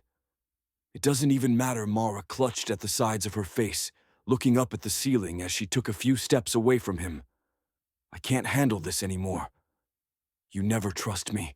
It doesn't matter what I tell you. You're always gonna think Dan and I are hooking up." "Well, you haven't given me many reasons to trust you," Chris countered. Mara's eyes widened, and she turned to him in slow motion, the way haunted dolls do in horror movies. "Excuse me? You act like you're hiding state secrets when I ask about your appointment yesterday. And now this. I guarantee you weren't going to tell me why you got here late." Mara's gaze darkened. "I don't know why it matters." "Because you matter." "Dang it, Mara. I'm trying to get to know you again. I thought we were, I don't know, doing something here." He laughed incredulously. "Yeah, I thought we were too." Mara's lips thinned. "But you keep your own secrets, so it doesn't even matter." "My own secrets?" Chris barked out a sharp laugh. "Like what?" "Like the fact that you outed us to the network before we ever had a chance to talk about things." She threw her hands up. "Like you thought I'd just be okay with that." Chris massaged his forehead, shaking his head. "I didn't out us to the network. It was the director. He picked up on what he referred to as tells between us, and evidently one of the cameramen caught me watching you and put it together. I couldn't deny it when he showed me the video. So you wait for me to find out from the rumor mill of journalists." Chris ground his teeth. "I just found out that morning, and I didn't have a chance to warn you." But before he could say more, she barreled on. "I don't believe you, and I can't trust you. And that's why I'm not telling you what's going on, because I don't trust you." "Are you serious right now? You're the one acting untrustworthy." "Well, this is how trust works." Mara crossed her arms, her lips curving downward. "You have to believe me when I tell you that you have nothing to worry about. Dan and I have nothing going on. Got it? Our first day of filming was the first time I'd seen him since graduation." Chris scoffed. "But I guess you're too busy being Chef Chris to hear anything I have to say," she spat. That comment stopped him in his tracks. He blinked a few times, his hands curling into fists. "What does that have to do with anything?" "Your career," she said, with a teenage-grade duh tone to her voice. "That's all that you care about." "Of course my career is important to me," he said slowly, as though explaining basic math. I've been working toward my dream for a long time now. Or don't you have any dreams to work toward? Her throat bobbed, and he knew he'd overstepped. He hurried to add, I didn't mean that. I'm just saying, we both have important career goals that we're working on, so why am I wrong to go after mine? I'm not saying you have to sacrifice anything, she said, her voice low and wavering. When she dragged her green gaze up to him, the rawness almost split him in two. I just want you to believe me when I tell you that you have nothing to worry about. Silence thudded through the room then. Chris raked a hand through his hair, a confusing cacophony of emotions and thoughts storming him. Mara had a point, but so did he. And if they were going to have any chance at a future, it needed to involve a lot more honesty from both of them. That much was certain. He shifted, weighing his words before he spoke. You should know something. He avoided her gaze, the words almost failing him. Until now, he'd been elated about the news and eager to get Mara back to his condo to celebrate. But something about this confrontation felt raw, felt final. It was waking him up to something he'd spent plenty of time looking past. I'm not supposed to say anything about this yet, he said. It's very new. But the network gave me the globe-trotting cooking show I've been wanting. I'll probably be leaving to start filming right after the new year. Her mouth parted, and the air in the room hollowed out, as if the space between them had become a vacuum. She didn't say anything for a moment. What does that mean? It means I'll be living and working abroad starting in January. His voice stuck to his throat, and he could barely meet her gaze. This was harder than he expected, mostly because she looked more devastated than he'd bargained for. She looked exactly how he felt on the inside, which meant that in a very short time, something intense had developed between them. It had felt right all along, until now. How long have you known? I told you, it's very new. I mean, how long have you known that your probable next step was going to be a move abroad? She snapped. Chris drew a cautious breath. This has always been a long-term goal, but up until yesterday, it had only been a dream. The whole point of this show was to prove my brand to the network so that we could pull off something new at a higher level of success. She tightened her arms, her fingers digging into her skin and turning her knuckles white. So if all went well and you won, you would be leaving no matter what. Well, yes. That was the goal. Okay, good to know. She clucked her tongue, studying the ground for a moment. So this was never going to work out anyway. Chris watched her, wanting to say so many things. But it still can work out. Don't you feel what's between us? Distance doesn't have to mean anything. But nothing made the leap past his lips, because logic always won against hope. If he was having a hard time dealing with Dan now, what did he have to look forward to while he was halfway around the globe? If it wasn't Dan, then it would be somebody else. He could count on it. Mara was a beautiful woman who wouldn't sit idly by waiting for him to visit between shoots. She had her own life she needed to live. He'd allowed himself to get swept away in the passion and the lust and the incredible sex. But it would come to an end no matter what, and his jealousy and newest show-offer had only hastened it. In a way, he was doing himself a favor. It was easier to stay away, to not let this develop into anything more, even though he craved it. I don't know how it could have, Chris said in a low voice, feeling a lot like he'd just lowered the hammer for the final blow. But the hammer wasn't crashing down on her. It was coming down on him. This was the dose of logic and reality that he needed. Believe me, I wanted to, Chris added, but his words were swallowed by the vast gulf that had cracked open between them. But when I'm shooting my show, I have a rigid schedule to adhere to, and now with the added travel, it's demanding, to say the least. Mara nodded, rolling her lips inward. Right. Yeah. Of course. She sniffed, and for a second he couldn't tell if those were tears shimmering in her eyes. Well, congratulations on the show. And let's just stop this game we've been playing and finish the competition, okay? It should be easy enough, since you were never looking for anything long-term anyway. Mara flashed him a tight smile, one that reminded him of their first day on set. She turned and rushed out of the lounge, leaving him in a thick, bitter silence. One that had him rethinking every second of their conversation. One that had him ready to chase after her and undraw every line he'd drawn in the sand. Chapter 14.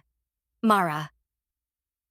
The next few days blurred into an indistinguishable stream of hyperfocus. Mara needed to win the competition, but almost more than that, she needed to keep her mind off Chris. The competition ended on Friday with the judging, and every day she woke up with a lump in her throat. Remembering that Chris had chosen his career and jealousy over something sweet and real with her. Wondering how the competition would pan out. Dreading the possibility of having to back out of her new bakery space because she lost the competition. But as the hours edged closer to Friday, doubts and desperation crowded her. How could she win anyway? Would the network even allow it? Now that her small-town gingerbread village was complete except for the finishing touches, and Chris's gingerbread New York skyline was towering and intimidating, it seemed obvious that the judges were going to pick him. While her village screamed Christmas with all the little details, Chris's was an architectural marvel rendered completely in food-grade materials. He'd even included King Kong holding on to the side of the Empire State Building. It was bold, not at all Christmassy, and utterly Chris. Ryan's comment earlier that week only reinforced her suspicions. They all saw her as some sort of small-town underling, the butt of a joke that only they could hear from the 40th floor in some sparkling Manhattan tower. This competition, which meant everything to Mara, was a throwaway act for Chris, so he could climb the ladder even higher. Sometimes she thought too much about it, and her insides started to hurt. Because beyond the competition, beyond the delicate past of her and Chris, she'd actually been excited about the prospect of something with that man. Jealousy and ladder climbing aside, in her most secret private moments, she'd already started envisioning what their life together could look like. His enthusiastic support of her bakery, weekend trips to New York City. None of those dreams had included a global cooking show. No, in her mind, Chris had always been mere hours away by car, not a full day via plane. And knowing him, the man wouldn't fly out to Dubai or Istanbul or Beijing with any intentions of returning to Glenford. He was the sort of man to come home for Christmas or gingerbread competitions. That was it.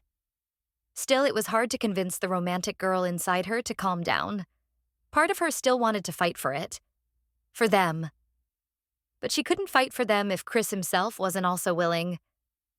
And the man had made it clear earlier that week. Pursuing something with her wasn't what he wanted to do. He didn't want her. Didn't need her. And if there was anything she deserved in life, it was a man who would fight for her. Friday morning, Mara found it hard to keep her eyes off Chris. This felt like their last real chance to be around each other. After 3 full days of stony silence between them, it might also be her last chance to tell him anything. But what did she want to say to him, other than screw you? All right, people, the director called out. We'll break for lunch and film the judging process after we eat. Almost done, folks. There was something jovial in the air today, the same way high school classrooms got during the last week of school. This was it, the actual end of the competition. No more early mornings in the Glenford Community Center. No more gingerbread mishaps and triumphs. No more furtive glances at Chris, wondering why she still craved the feel of his lips against her collarbone. Chris, this way. The director barked for Chris to head out of the multi-purpose room, and he complied instantly, shucking his apron. Mara resisted the urge to follow him, instead arranging her things with care in her workspace. This was going to be the last time she used the annoying red spatula with the blade that always fell off mid-stir. It was probably rigged that way by the network. They loved gobbling up those ridiculous moments of wit's end frustration. She couldn't ignore her curiosity for long, though. Eventually, she wandered out of the multi-purpose room, and instead of heading for the lounge where their buffet lunch awaited, she followed the low undertones of the director's voice. She found them in the auditorium, just Chris, the director, and a man she didn't recognize. Their voices carried in the expansive space, and she eavesdropped enough to overhear that it was a reporter from the New York Times here for an interview. Mara lingered at the doorway. She shouldn't stay to listen. She didn't want to risk being spotted, or worse, being taken for curious about anything having to do with Chris's fabulous life. Even though she was curious. Far too curious for a woman who'd been recently let go from her lover. Sure, she'd been on board with the decision, but it also felt right to lick her wounds a little too. She needed to mourn, and eavesdrop, and stew, and then finally let go of it all with a warrior cry and a well-timed wine night. That was the process she figured might have the best chance of curing her, at least.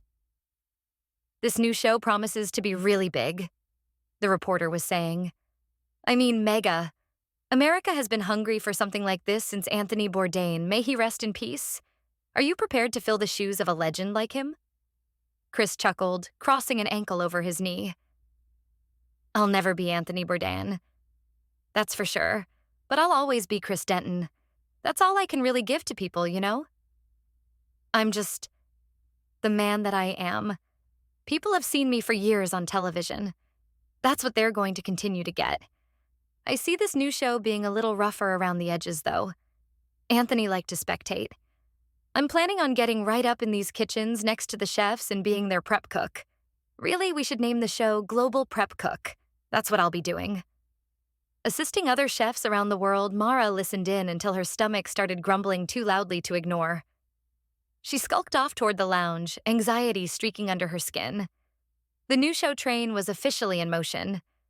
Chris would probably forget about this little competition as soon as they announced the winner. Probably forget all about her.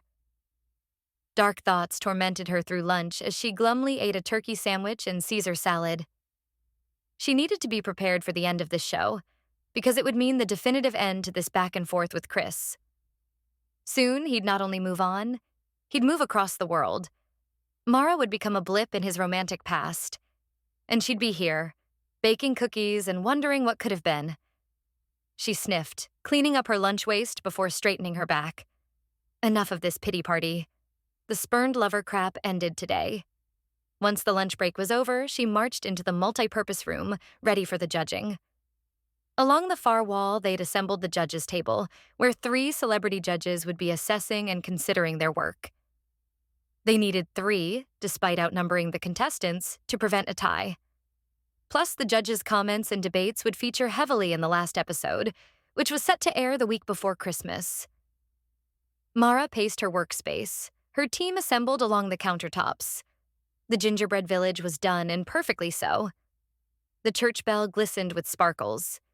The gingerbread rolling hills were topped with white frosting.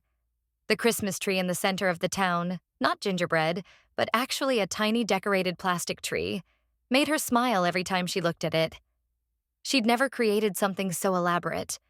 This had taken a full 2 weeks to complete, and every bit of her and her team's hard work showed. As did Chris's, of course. She swallowed hard as she glanced over at his monstrosity for what she told herself would be the last time that afternoon.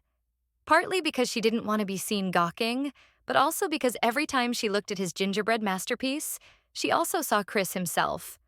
And it was better to avoid seeing him until this could all be over, and she'd go back to her regular life here in Glenford. Single, baking, and masturbating alone in her bedroom. She sighed loudly, checking the wall clock. Every second trudged past. This waiting was intolerable. She tried to keep herself occupied, mostly by compulsively checking her email on her phone and talking to her team about anything and everything. The judges eventually stepped into their places and spent a lot of time poring over each gingerbread creation. She wrung her hands, standing safely to the side, as they pointed out aspects of her village and murmured quietly among themselves. When they called her up to join them, the cameras rolling, they had some additional questions for her. Why the village? Why not a gingerbread tree? Was the city layout a direct representation of Glenford? She answered the questions as best she could, being sure to play up the small-town love aspect, since it didn't hurt to hit the viewers in the feels at the end. She even pointed out where her favorite fictional bakery would be, not mentioning she planned it to be hers one day, as well as Lover's Lane and the schoolyard where she'd played as a child. The judges nodded and smiled and moved on. She exhaled loudly once they'd moved on to Chris's station, shaking out her hands like she'd just given a TED Talk. There was nothing else to do but wait. She tried not to eavesdrop as the judges assessed Chris's creation, but it was hard to ignore the raucous laughter coming from all of them. Of course, Chris was making them laugh, working the crowd, connecting with his celebrity brethren. She huffed, crossing her arms. It was probably better that they didn't end up working out, because she wasn't sure she'd be able to stand seeing him act like that all the time. She made the mistake of glancing over at them, and she caught the tail end of Chris's sparkling gaze. Her stomach shrank. He might as well have come right over to her and punched her in the face with that searing look. It just served to remind her that no matter how much of a schmoozer he was, he excelled because he was genuinely good at what he did. Cooking, networking, keeping people engaged. There was a reason he was at the top. Why he was one of the most well-known chefs in America. And his cookbooks were good. The recipes were original, and the stories he included about some of the different recipes were charming additions. And there was no way she would ever tell him she owned them all. In hardback. Mara sipped water and checked her phone until the judges made their way back over to their table for the final testing. They also needed to taste the actual flavor of the gingerbread, to compare quality and subtleties. Both Chris and Mara were invited to face the judges' table as they went one by one tasting the cute little cookies she and Chris had prepared that morning, more of an afterthought than anything. Only she and Chris knew the shapes that they personally had made. It was a blind tasting for the judges, but knowing whose cookies elicited more satisfied hums and fluttering eyes felt like a silent victory for Mara. The cameras recorded everything from all possible angles. After what seemed like an eternity of deliberation and plenty of redos of filming as the cameras sought the perfect shot of the judges, both she and Chris were called up to the red-carpeted space facing the judges' table. Chris, Mara. The lead judge, a perky singer named Tarina, who was famous for her high-pitched vocals and a fascinating array of reality TV endeavors, beckoned them to step closer to the table. She was flanked by the other two judges, a famous pastry chef and a former pro football player turned amateur chef. You both have created stunning work, and inspecting both creations has been one of the most interesting moments of my year so far. All the judges sounded off about what they loved about each contestant's work. Tarina loved Mara's choice of the village, whereas both of the other judges cooed endlessly about the gingerbread skyscraper and its ingenuity while chuckling over King Kong. The pastry chef was enchanted with Mara's use of accent flavors in her gingerbread recipe, offering so much praise that even Chris looked visibly uncomfortable. After a harrowing hour of conversations with the judges, filmed and refilmed for maximum footage, they were finally down to the wire. And the winner is... Tarina grinned at both of them, receiving an envelope from the director. She took her time opening it and then stared at the postcard with a blank face for what felt like far too long for Mara's tastes. Finally, her eyes snapped up, and she looked at each of them in turn before her perfect ruby lips curved into a smile. Chris Denton. Chapter 15. Chris. The day ended with a triumphant flurry.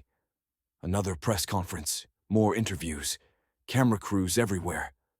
Chris had been given the green light to formally announce his upcoming globe-trotting cooking show, which he mentioned with aplomb. But once he realized Mara had scurried off and the fanfare began fizzling, the truth settled around him, less like snow flurries and more like a lead blanket. Chris headed to his rental alone and sat quietly on the leather couch for almost an hour. This didn't feel right. None of it felt right. The only thing that did feel right was the new cooking show. But before that happened, something else needed to happen. He just couldn't figure out what it was.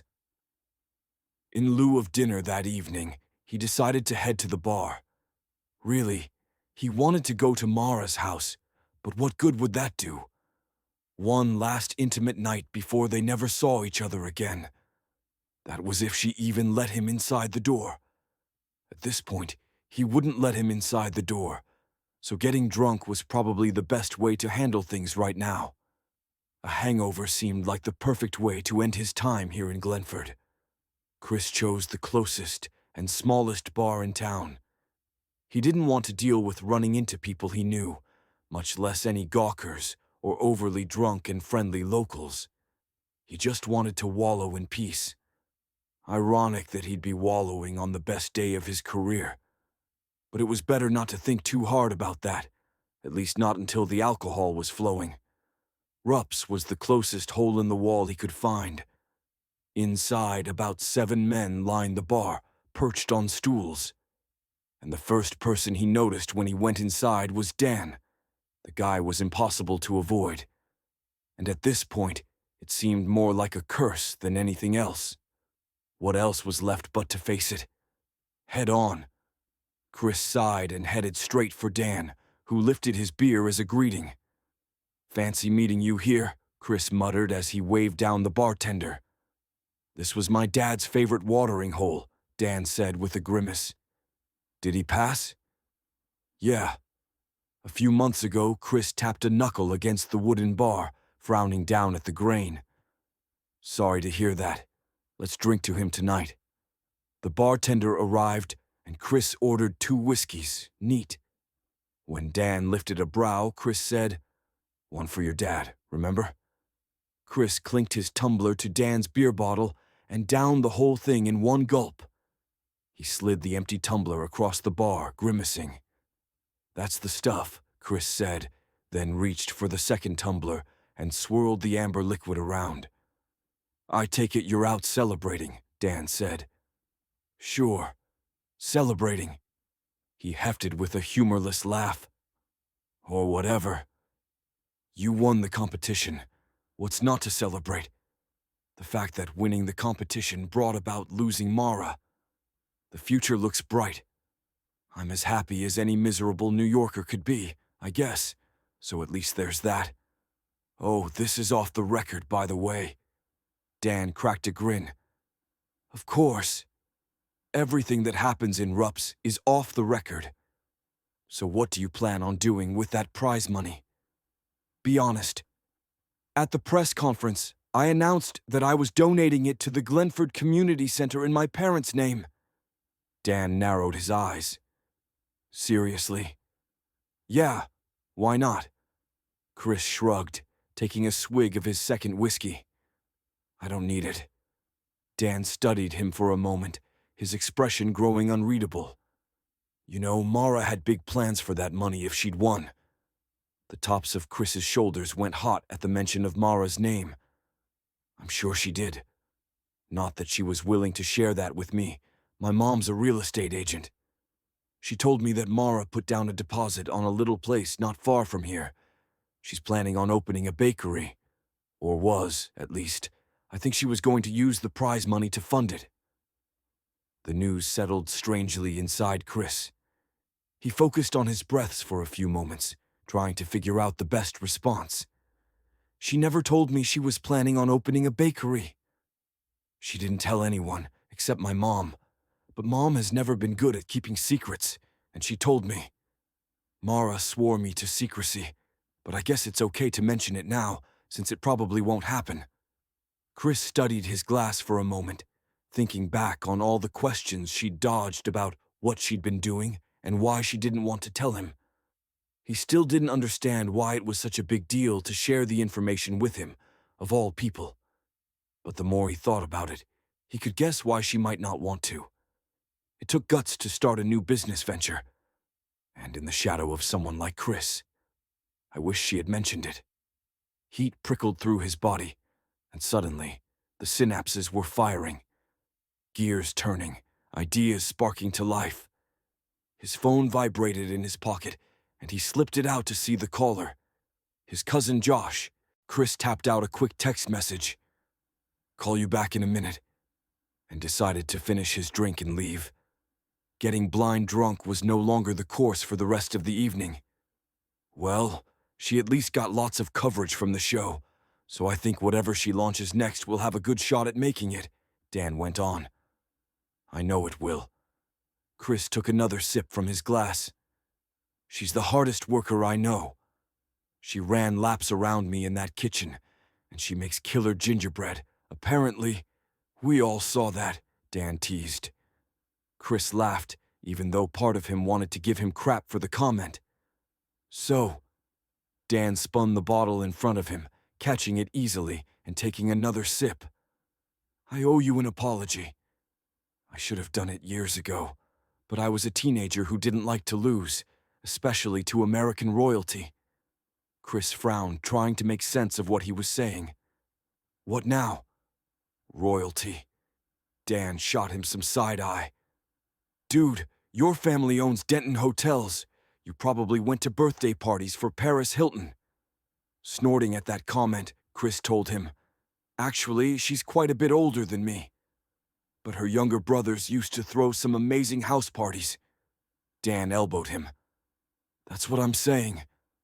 I was so jealous, I couldn't see straight. I know that's not why Mara dated you, but you getting the prettiest girl in school on top of all your money and connections was like salt in the wound. It was my fault you broke up with her. I wanted you to catch us kissing. That was a jerk move. It was. What else could he say? His tension about Dan was melting away and puddling at his feet. In fact, finding him here tonight had been something of a blessing. For whatever reason, Dan was helping things click into place.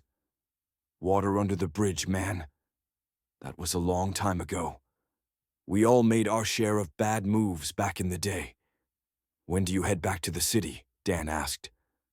In the next couple days. I have meetings with the planning team for my new show.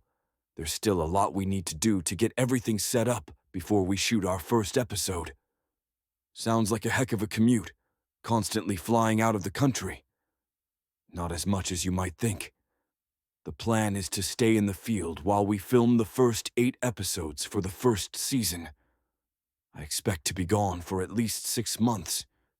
There it was again, that painful jolt in his gut. The same one that had accompanied his win in the gingerbread competition all throughout the press conference. And the second he'd spotted Mara stride through the community center doors and out of his life. Sounds like the job of a lifetime. Dan offered him a smile and raised his beer bottle in a toast. Make us all proud back here in Glenford, okay? Tell the world about us. Make sure they know about our little slice of upstate heaven, promise. And here's to your dad. Chris clinked his tumbler to the bottle and downed the rest of his drink. He settled his tab with the bartender and then clamped his hand on Dan's shoulder. Good luck, Dan, and Merry Christmas. He let himself out into the chilly night of downtown Glenford.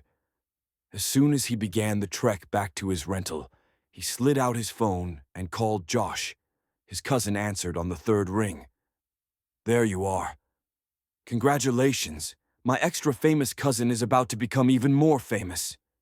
His cousin whooped with laughter. In the background, Chris could hear cheering.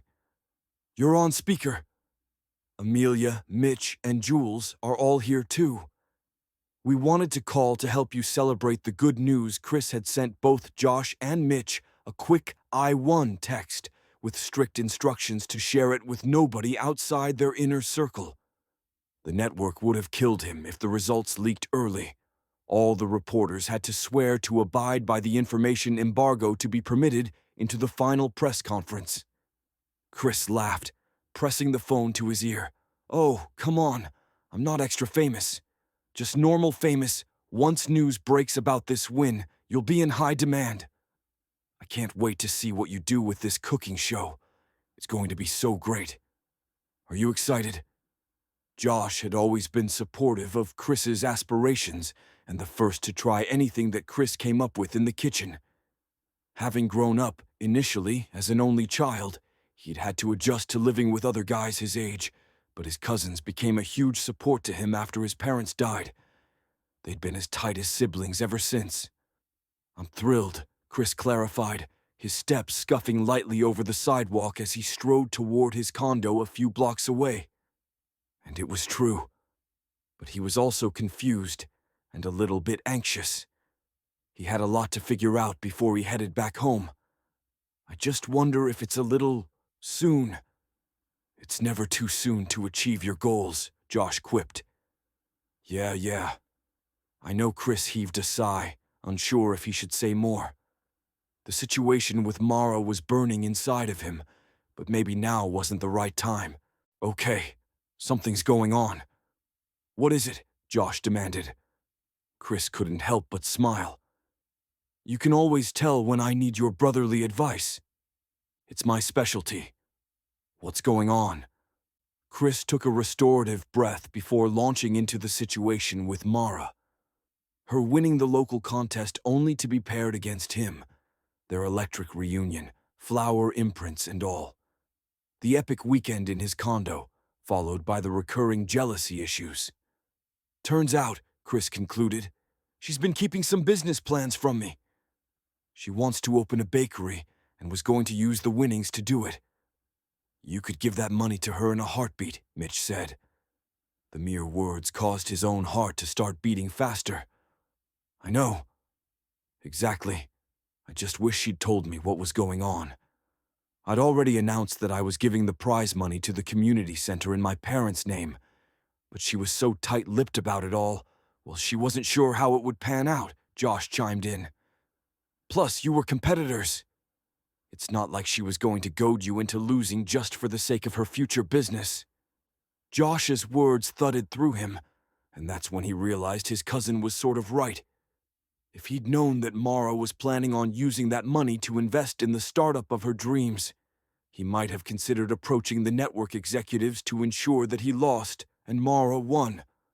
We had an awful falling out, Chris said, stuffing his free hand into the pocket of his coat. Things had been going really well, and then I got the new show. And I realized that we won't be able to make it work. Josh laughed. Oh, you can't. Not anymore. She wants nothing to do with me. Mitch made some sort of garbled noise that was partly a laugh. Yeah, been there, done that. It's not as hopeless as you think, I promise. How would you know? The emptiness pinged through him again, this time stronger than it had been over the past few days. Winning the competition had made it shriek inside him.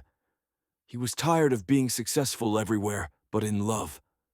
He wanted someone to come home to. He wanted Mara. Because we're all Denton men, Mitch responded simply.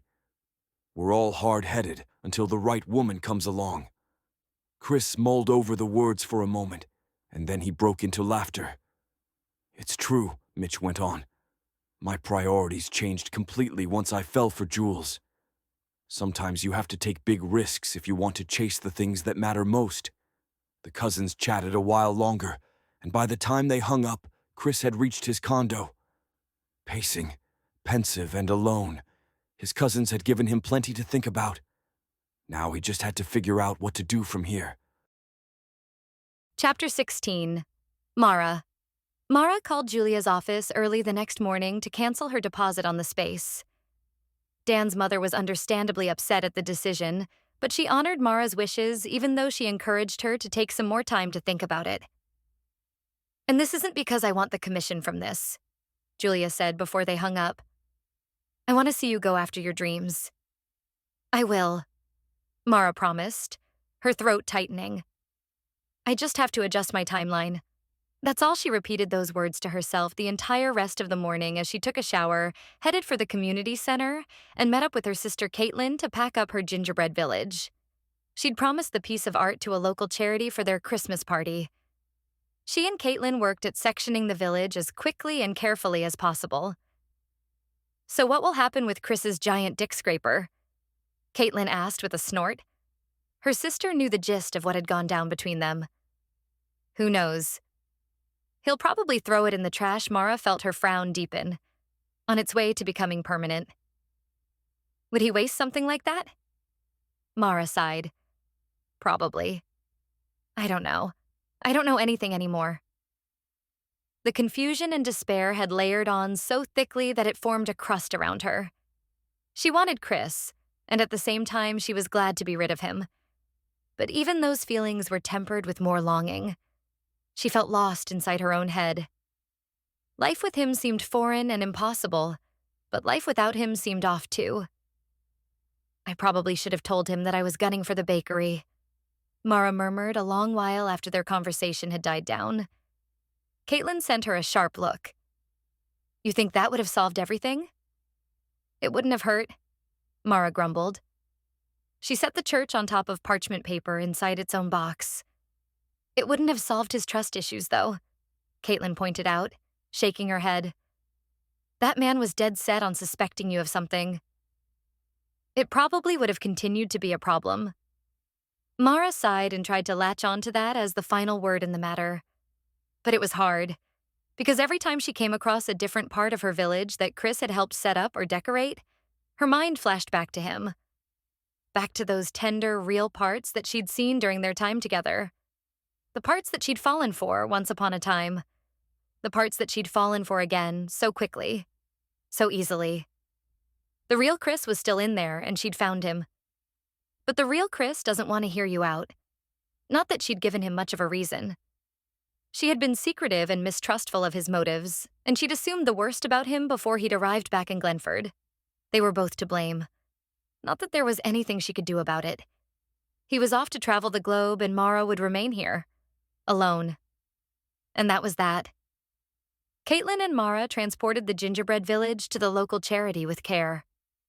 Once it was safely deposited and set up in its new home, Caitlin gave her sister a hug before darting off to a dinner date as she announced that this was their third date. Mara watched her go, smiling wistfully. Thinking of Chris yet again. The only option was to get busy. In the wake of her reality show loss, busy meant diving headfirst into her catering business.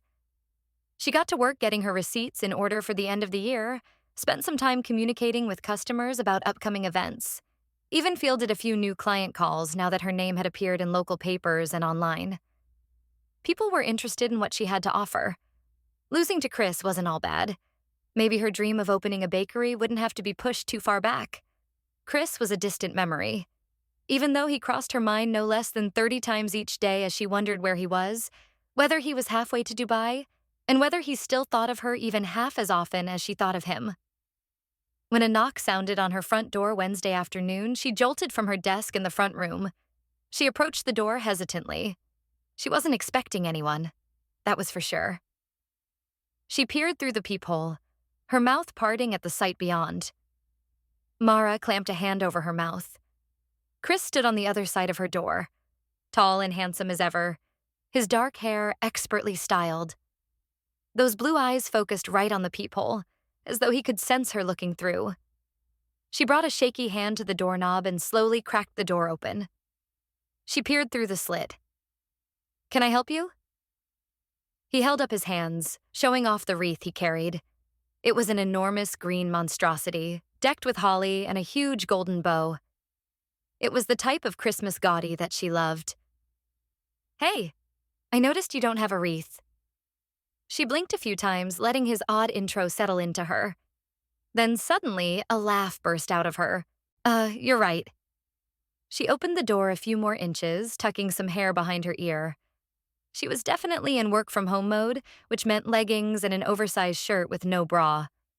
Not at all like the glossy New Yorker before her. "Is that why you came over?"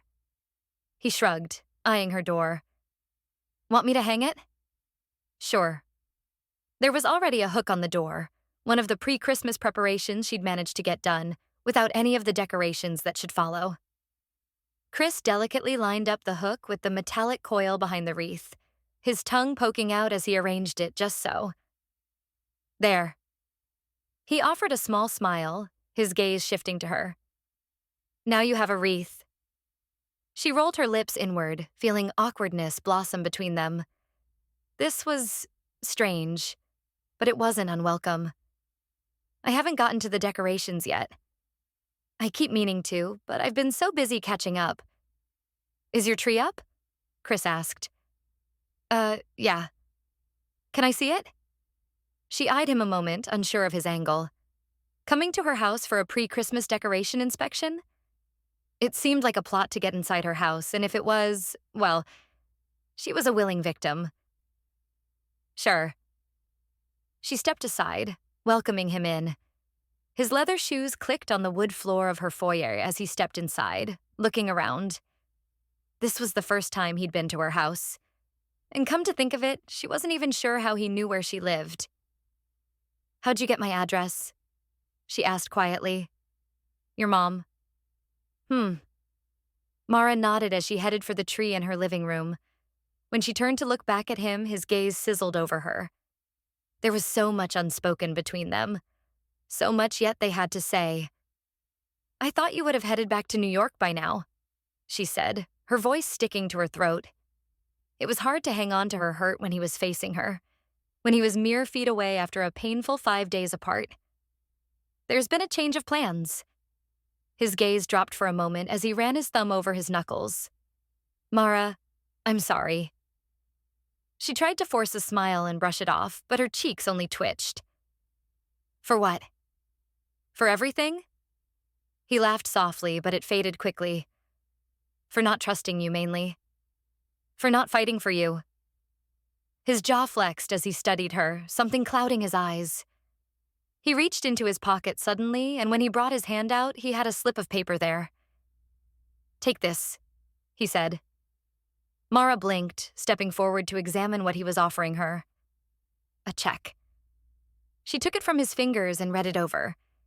It was addressed to her, from Chris's own bank account in New York. The sum was for $250,000. What? She looked again and her hand shook. What is this? She asked slowly. It's my prize money. He stuffed his hands back into his pockets. Your prize money? Well, not exactly. I'd already agreed to donate my prize money to the community center along with another donation from Denton Hotels. So, I don't know. Consider it an investment in your future. He pulled his hands out of his pockets and then put them immediately back.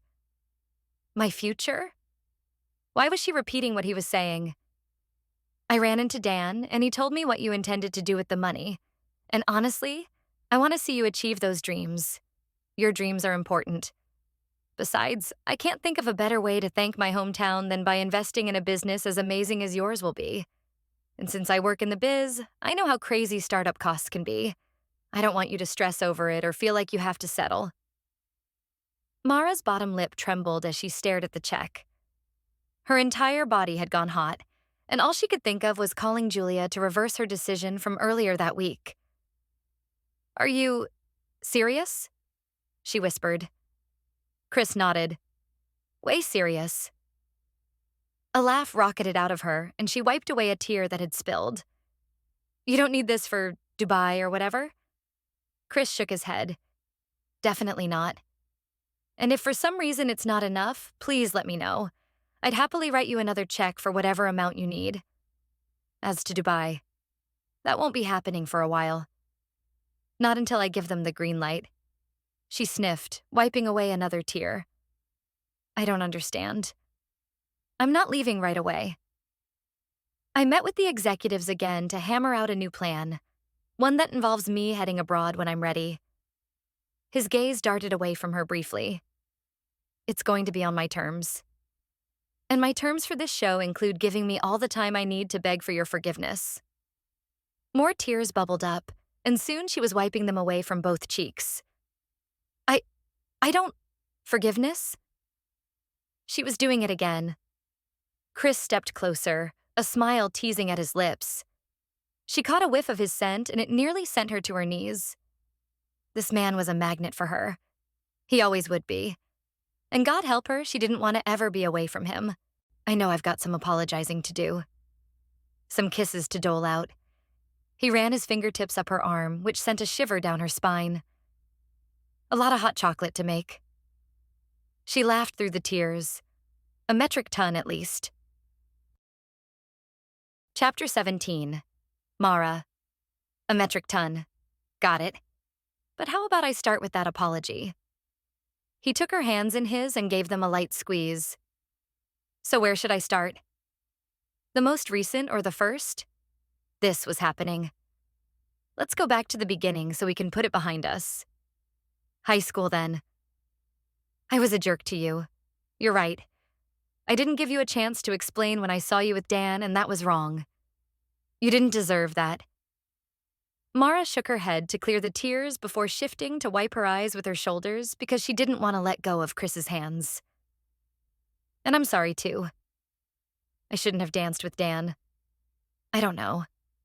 I think part of me was flattered that you were both interested in me, even though I only wanted you. I know that's a dumb excuse, but I was 16. She tried to pull her hands out of his, but he only tightened his hold. Leaning forward, he kissed her forehead. I know you were 16. I was 17. And I talked to Dan. He told me what happened. That he'd timed it so I would see because he knew I'd get mad. Should I keep going? Mara started to nod, but stopped. Wait. First, about me dating Dan. She dropped her head and stared at the floor. Yes? It was totally to get back at you for breaking up with me. It was all so sudden. 1 minute, we're dating, and the next, you won't even look at me. Dan asked me out again, and I said, yes. Then your parents died, and I didn't want to make things worse by telling you. Then your house sold, and you moved to the city, and I never saw you again. In person, that is Mara sucked her lip in, worrying at it with her teeth. Chris's body began to shake, and she froze. Looking up at him, she was relieved to see that he was laughing. Wait. Why was he laughing? Is there something you want to share? She tried to frown, but his amusement was contagious, and she found her heart lightening. I forgive you for all of that. He kissed both her hands, and Mara's heart began to pound. And I forgive you for being a jerk to me in high school and not listening to what I had to say. He kissed her hands again, mouthing, thank you, and Mara had to lock her knees because she had the sudden suspicion that she might collapse. Chris began to tick things off as he said, and I'm sorry that I allowed my erroneous thoughts about our past shape my opinion of you in the present. I should have trusted you. I should have been upfront with you with what my intentions were and what my plans were. I should not have been a jerk to you again. I should have had sex with you more. Mara grinned at that. I forgive you for being a jerk to me, but I don't think I can forgive you just yet for not having sex with me enough. I think you're going to have to offer some sort of restitution, and we really should take care of that right now. Chris's face grew serious, and I worried that I'd gone too far, and before I could apologize, again he dropped his shoulder and scooped me up in a fireman's carry. Mara shrieked and smacked him on his butt. Dang it, Chris. Put me down. His voice remained serious as he demanded, bedroom! Down the hall on the left. As he walked, she reached down and slid her hand under his waistband to grab his butt cheek. He faltered and practically growled at her. That's enough. You'll get yours soon enough. He tossed her down on the bed, and Mara laughed as she bounced toward the center. I feel like I'm dreaming. Maybe you need to pinch me, she confessed.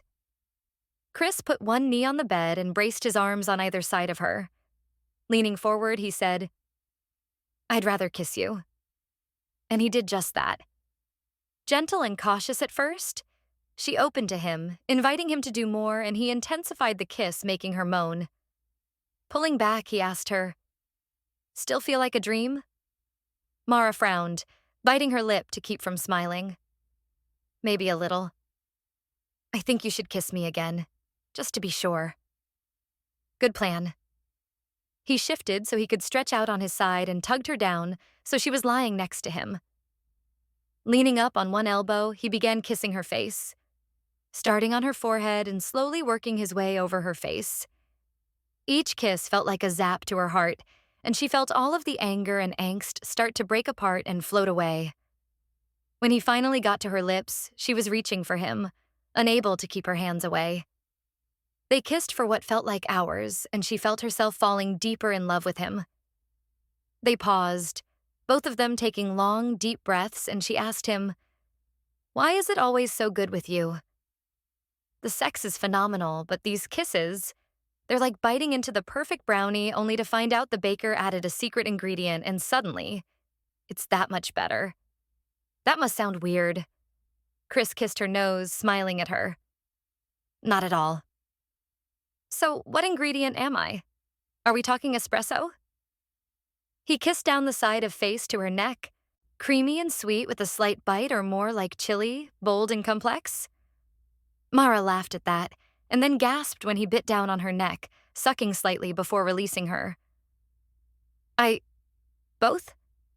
She moaned and slung her leg over his hip, pulling him closer. Definitely sweet, providing a great balance, but also intense with a deep, full flavor.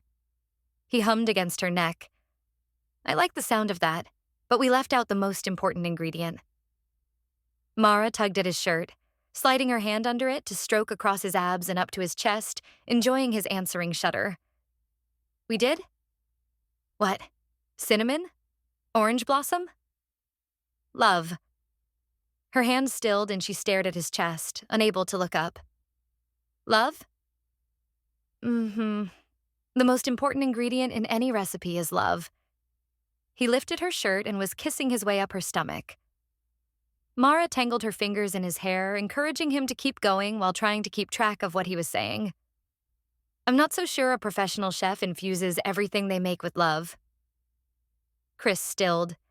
Lifting his head, he looked at her, and Mara was expecting amusement or maybe even lust. Not... Oh. She cupped the side of his face, and he turned his head to kiss her palm. Oh my. Did he? Was he? Her hand trembled, and he reached up to press it against his cheek. Well, if you'll let me, this professional chef fully intends to infuse absolutely everything that has to do with you with love. Her tears from earlier were back, and Mara didn't know what to say. Did he mean what she thought he did? She choked back a sob. Chris, He squeezed her hand in his before placing her palm over his heart. You don't have to say anything. Not if you aren't ready. But when you are, know that my heart beats for you. I was madly in love with you when we were teens, and seeing you again made me realize that I'd never stopped. I love you, Mara Lancaster, and I always will. Chris rolled to his back, pulling her into his arms. She melted against him, her body trembling. He stroked her back in long, soothing motions. Mara, I want to see your dreams come true. And if you'll have me, I want to be there every step of the way. Mara wrapped herself around him, burying her face in his chest as she cried. Dang it. She hadn't been prepared for this level of emotion today. But this was the only thing that made sense. Chris in her life, at her side, loving her as much as she loved him. They'd spent too much time apart. Now they needed to spend every second together going forward. I love you too. Pretty sure I never stopped either. So yes, she blubbered, wrapping her arms around his torso. She relished the heat and solidity of him beneath her. She'd never grow tired of that feeling. Never take it for granted. For Pete's sake, it's about time.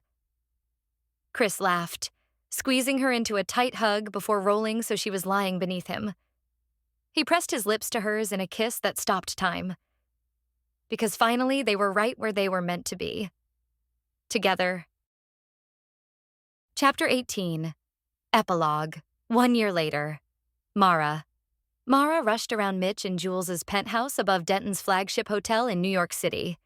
Tonight was the big Denton family dinner, and she'd offered to create the dessert display.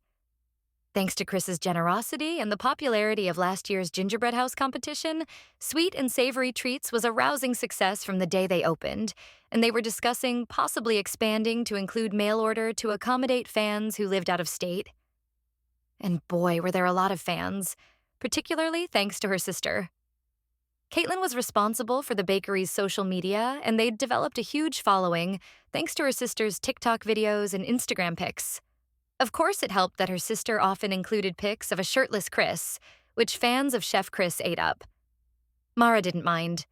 Chris belonged to her and she belonged to him, and she loved showing him off when she could.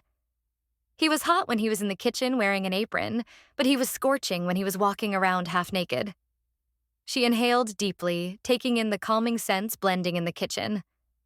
Chocolate mixed with cinnamon and chilies, the citrusy scent of orange blossom mixed with vanilla. Then there was the fresh strawberries embellished with basil and balsamic vinegar. Her treats were almost ready, but she felt a level of stress she hadn't even felt during the gingerbread competition. This was somehow more intimate, more important. Even after a year as Chris's girlfriend, she still felt like the new girl in the Denton clan.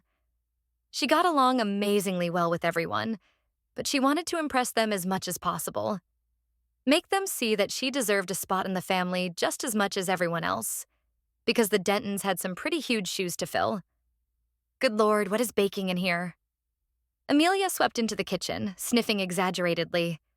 Everything smells amazing. I think I want to skip dinner and eat nothing but dessert. I'm guilty of doing that all the time, she said with a chuckle. I can't wait for everyone to try these.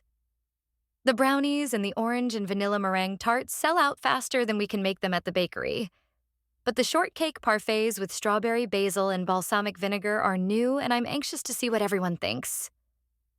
We've been trying to make it to Glenford, Amelia said, just as Josh breezed into the kitchen. But it's been so hard with how busy we've both been with work. Denton Hotels keeps expanding, and I feel like I'm constantly on the move at Grayson International. Josh paused at Amelia to kiss her cheek, then grinned at Mara. Everything smells amazing, he confirmed. I've already told her, Amelia said. What is that smell? Mitch's voice boomed through the penthouse, and he appeared a moment later, 2-year-old Noelle giggling as he carried her over his shoulder. Jules trailed behind, their newborn in her arms. Oh, Mara, everything smells amazing. I can't wait to try them to see which ones we'll be adding to the menu in the hotels, Jules said with a smile. They all gathered around the kitchen island where she'd taken out her desserts to let them cool. She still needed to assemble the parfaits, but the bite-sized brownies and meringues were finished. The Christmas cutout cookies, using her gingerbread recipe, were already on a rack to cool. She'd made a variety of snowflakes, snowmen, and Christmas trees to commemorate her first Christmas with the Denton family. But hopefully not the last. Where's Chris? Josh asked, checking his watch. He said he was checking on the food downstairs, Mara said, wiping her hands on a towel. She didn't want to mess up her gray scoop neck dress, which would highlight any frosting mishap should that occur. That's weird, Mitch said. He knows the food is going to be delivered here when it's ready. Mara caught Jules slapping his arm, though it seemed furtive, like it was supposed to be a secret message between them. She watched as Mitch sent her a quizzical look. I'm sure he'll be here soon, Josh said pointedly, looking at his brother. As if on cue, the front door to the penthouse opened and Chris came in a moment later. He was rolling a food cart with him, eyes shining. Ah, here he is. Mitch went to help him roll the cart into the kitchen where they all got to work bringing out the various trays of food. I know you're not in the city much anymore, Mitch went on, but we do have employees who can do this work for you. Chris smiled mysteriously. It seemed his gaze hadn't left Mara since he'd come into the kitchen. I know. I wanted to check on things since I was overseeing the dinner prep. Ah, right, Josh said. You're a chef, aren't you? Chris playfully shoved Josh's shoulder. Real funny. Actually, I only play one on TV and across the globe, Amelia added. Chris's grin widened. His globe-trotting cooking show had turned into something of a cult hit. Turned out that people really were hungry for more Bourdain-like material. And Chris struck the balance perfectly between charming and soul-searching and informative. Better yet, the network agreed to Chris's demands to film in blocks, instead of everything all at once. So what would have been a 6-month straight absence was only 2 months at a time. And often Mara was able to fly out to meet him somewhere on the road, now that she had a great staff at home. In fact, Mara had been included in a couple of the episodes, and the network was hinting that they'd like to see more. It was a life beyond her wildest dreams, the type of reality she couldn't have even imagined coming true a mere year ago. But now they were living their most successful and happiest versions of themselves. Together. And Mara couldn't get enough of it. What's this? Jules asked, rocking the newest addition to their family, Clara, as she jerked her chin toward an unopened box, which looked like a Chinese takeout container. Ah, this was a special treat. Chris covered it protectively, his gaze sliding to Mara. I want you to see what's in it first. Mara received the box from him. She unfolded the flaps and peered inside, finding it strangely devoid of the Chinese noodles she'd expected. Instead, there was a small, slate-gray box. She picked it up out of the container, staring quizzically at it. In front of her, Chris sank to one knee. When she put 2 and 2 together, she gasped. And that's when she noticed his cousins and their families gathered behind them, wearing big grins. "Mara, babe," he began, and those words alone prompted tears to start welling up in her eyes. Oh my God. She sniffed and then popped open the box. Inside, an enormous rock glittered on a gold band. Holy crap, this thing is huge. Chris beamed at her, reaching for her hand. His blue eyes were crystalline and imploring. "Babe, ever since I pushed you away in high school, I felt like I was missing something. Like I'd ruined something not just important, but necessary." Tears were flowing now, ruining the makeup she'd spent nearly an hour on for tonight's dinner. But it didn't matter, because this mattered more. "Then when we found each other again?" His voice gave out, and he paused as if swallowing the same knot of emotion that was in her throat. "We both knew. Right away. Our connection had never gone anywhere. And when I pushed you away the second time, well, you can only be an idiot so many times before you lose the love of your life, right? I don't want to lose you again. Not now, not ever. And I want to make sure that I can hold on to you forever. Please, Mara, will you make me the happiest man out there and consent to become my wife?" More tears spilled over and she collapsed downward, slinging her arms around his neck. She landed on his knee, finding his lips with her own. Needy, hungry kisses emerged, the type of kisses that told him exactly what her answer was, what the answer would always be. They kissed a few times before Mara finally pulled away, wiping her eyes. "So is that a yes?" Josh asked. A laugh rocketed out of her, and she nodded, getting lost in Chris's gaze once more. "Yes, of course I'll be your wife." The group cheered while Chris squeezed her into a tight hug. They kissed more, indecently, while the family cheered and laughed and clapped. At one point, a champagne bottle opened, and then another. When she and Chris finally came to their feet, a whole row of champagne glasses awaited. Chris scooped one up, holding it in the air while he pulled Mara into his side. "To the newest future, Mrs. Denton." Jules and Amelia whooped, raising their glasses. Mara beamed at the warm faces in the kitchen. She'd never felt so full, so loved, so absolutely at peace with everyone and everything in her life. So this was what true love could do to a person. She pushed up onto her tiptoes and captured Chris's lips in yet another kiss. It healed the past and opened up their future, and Mara couldn't wait to see what came next. The end.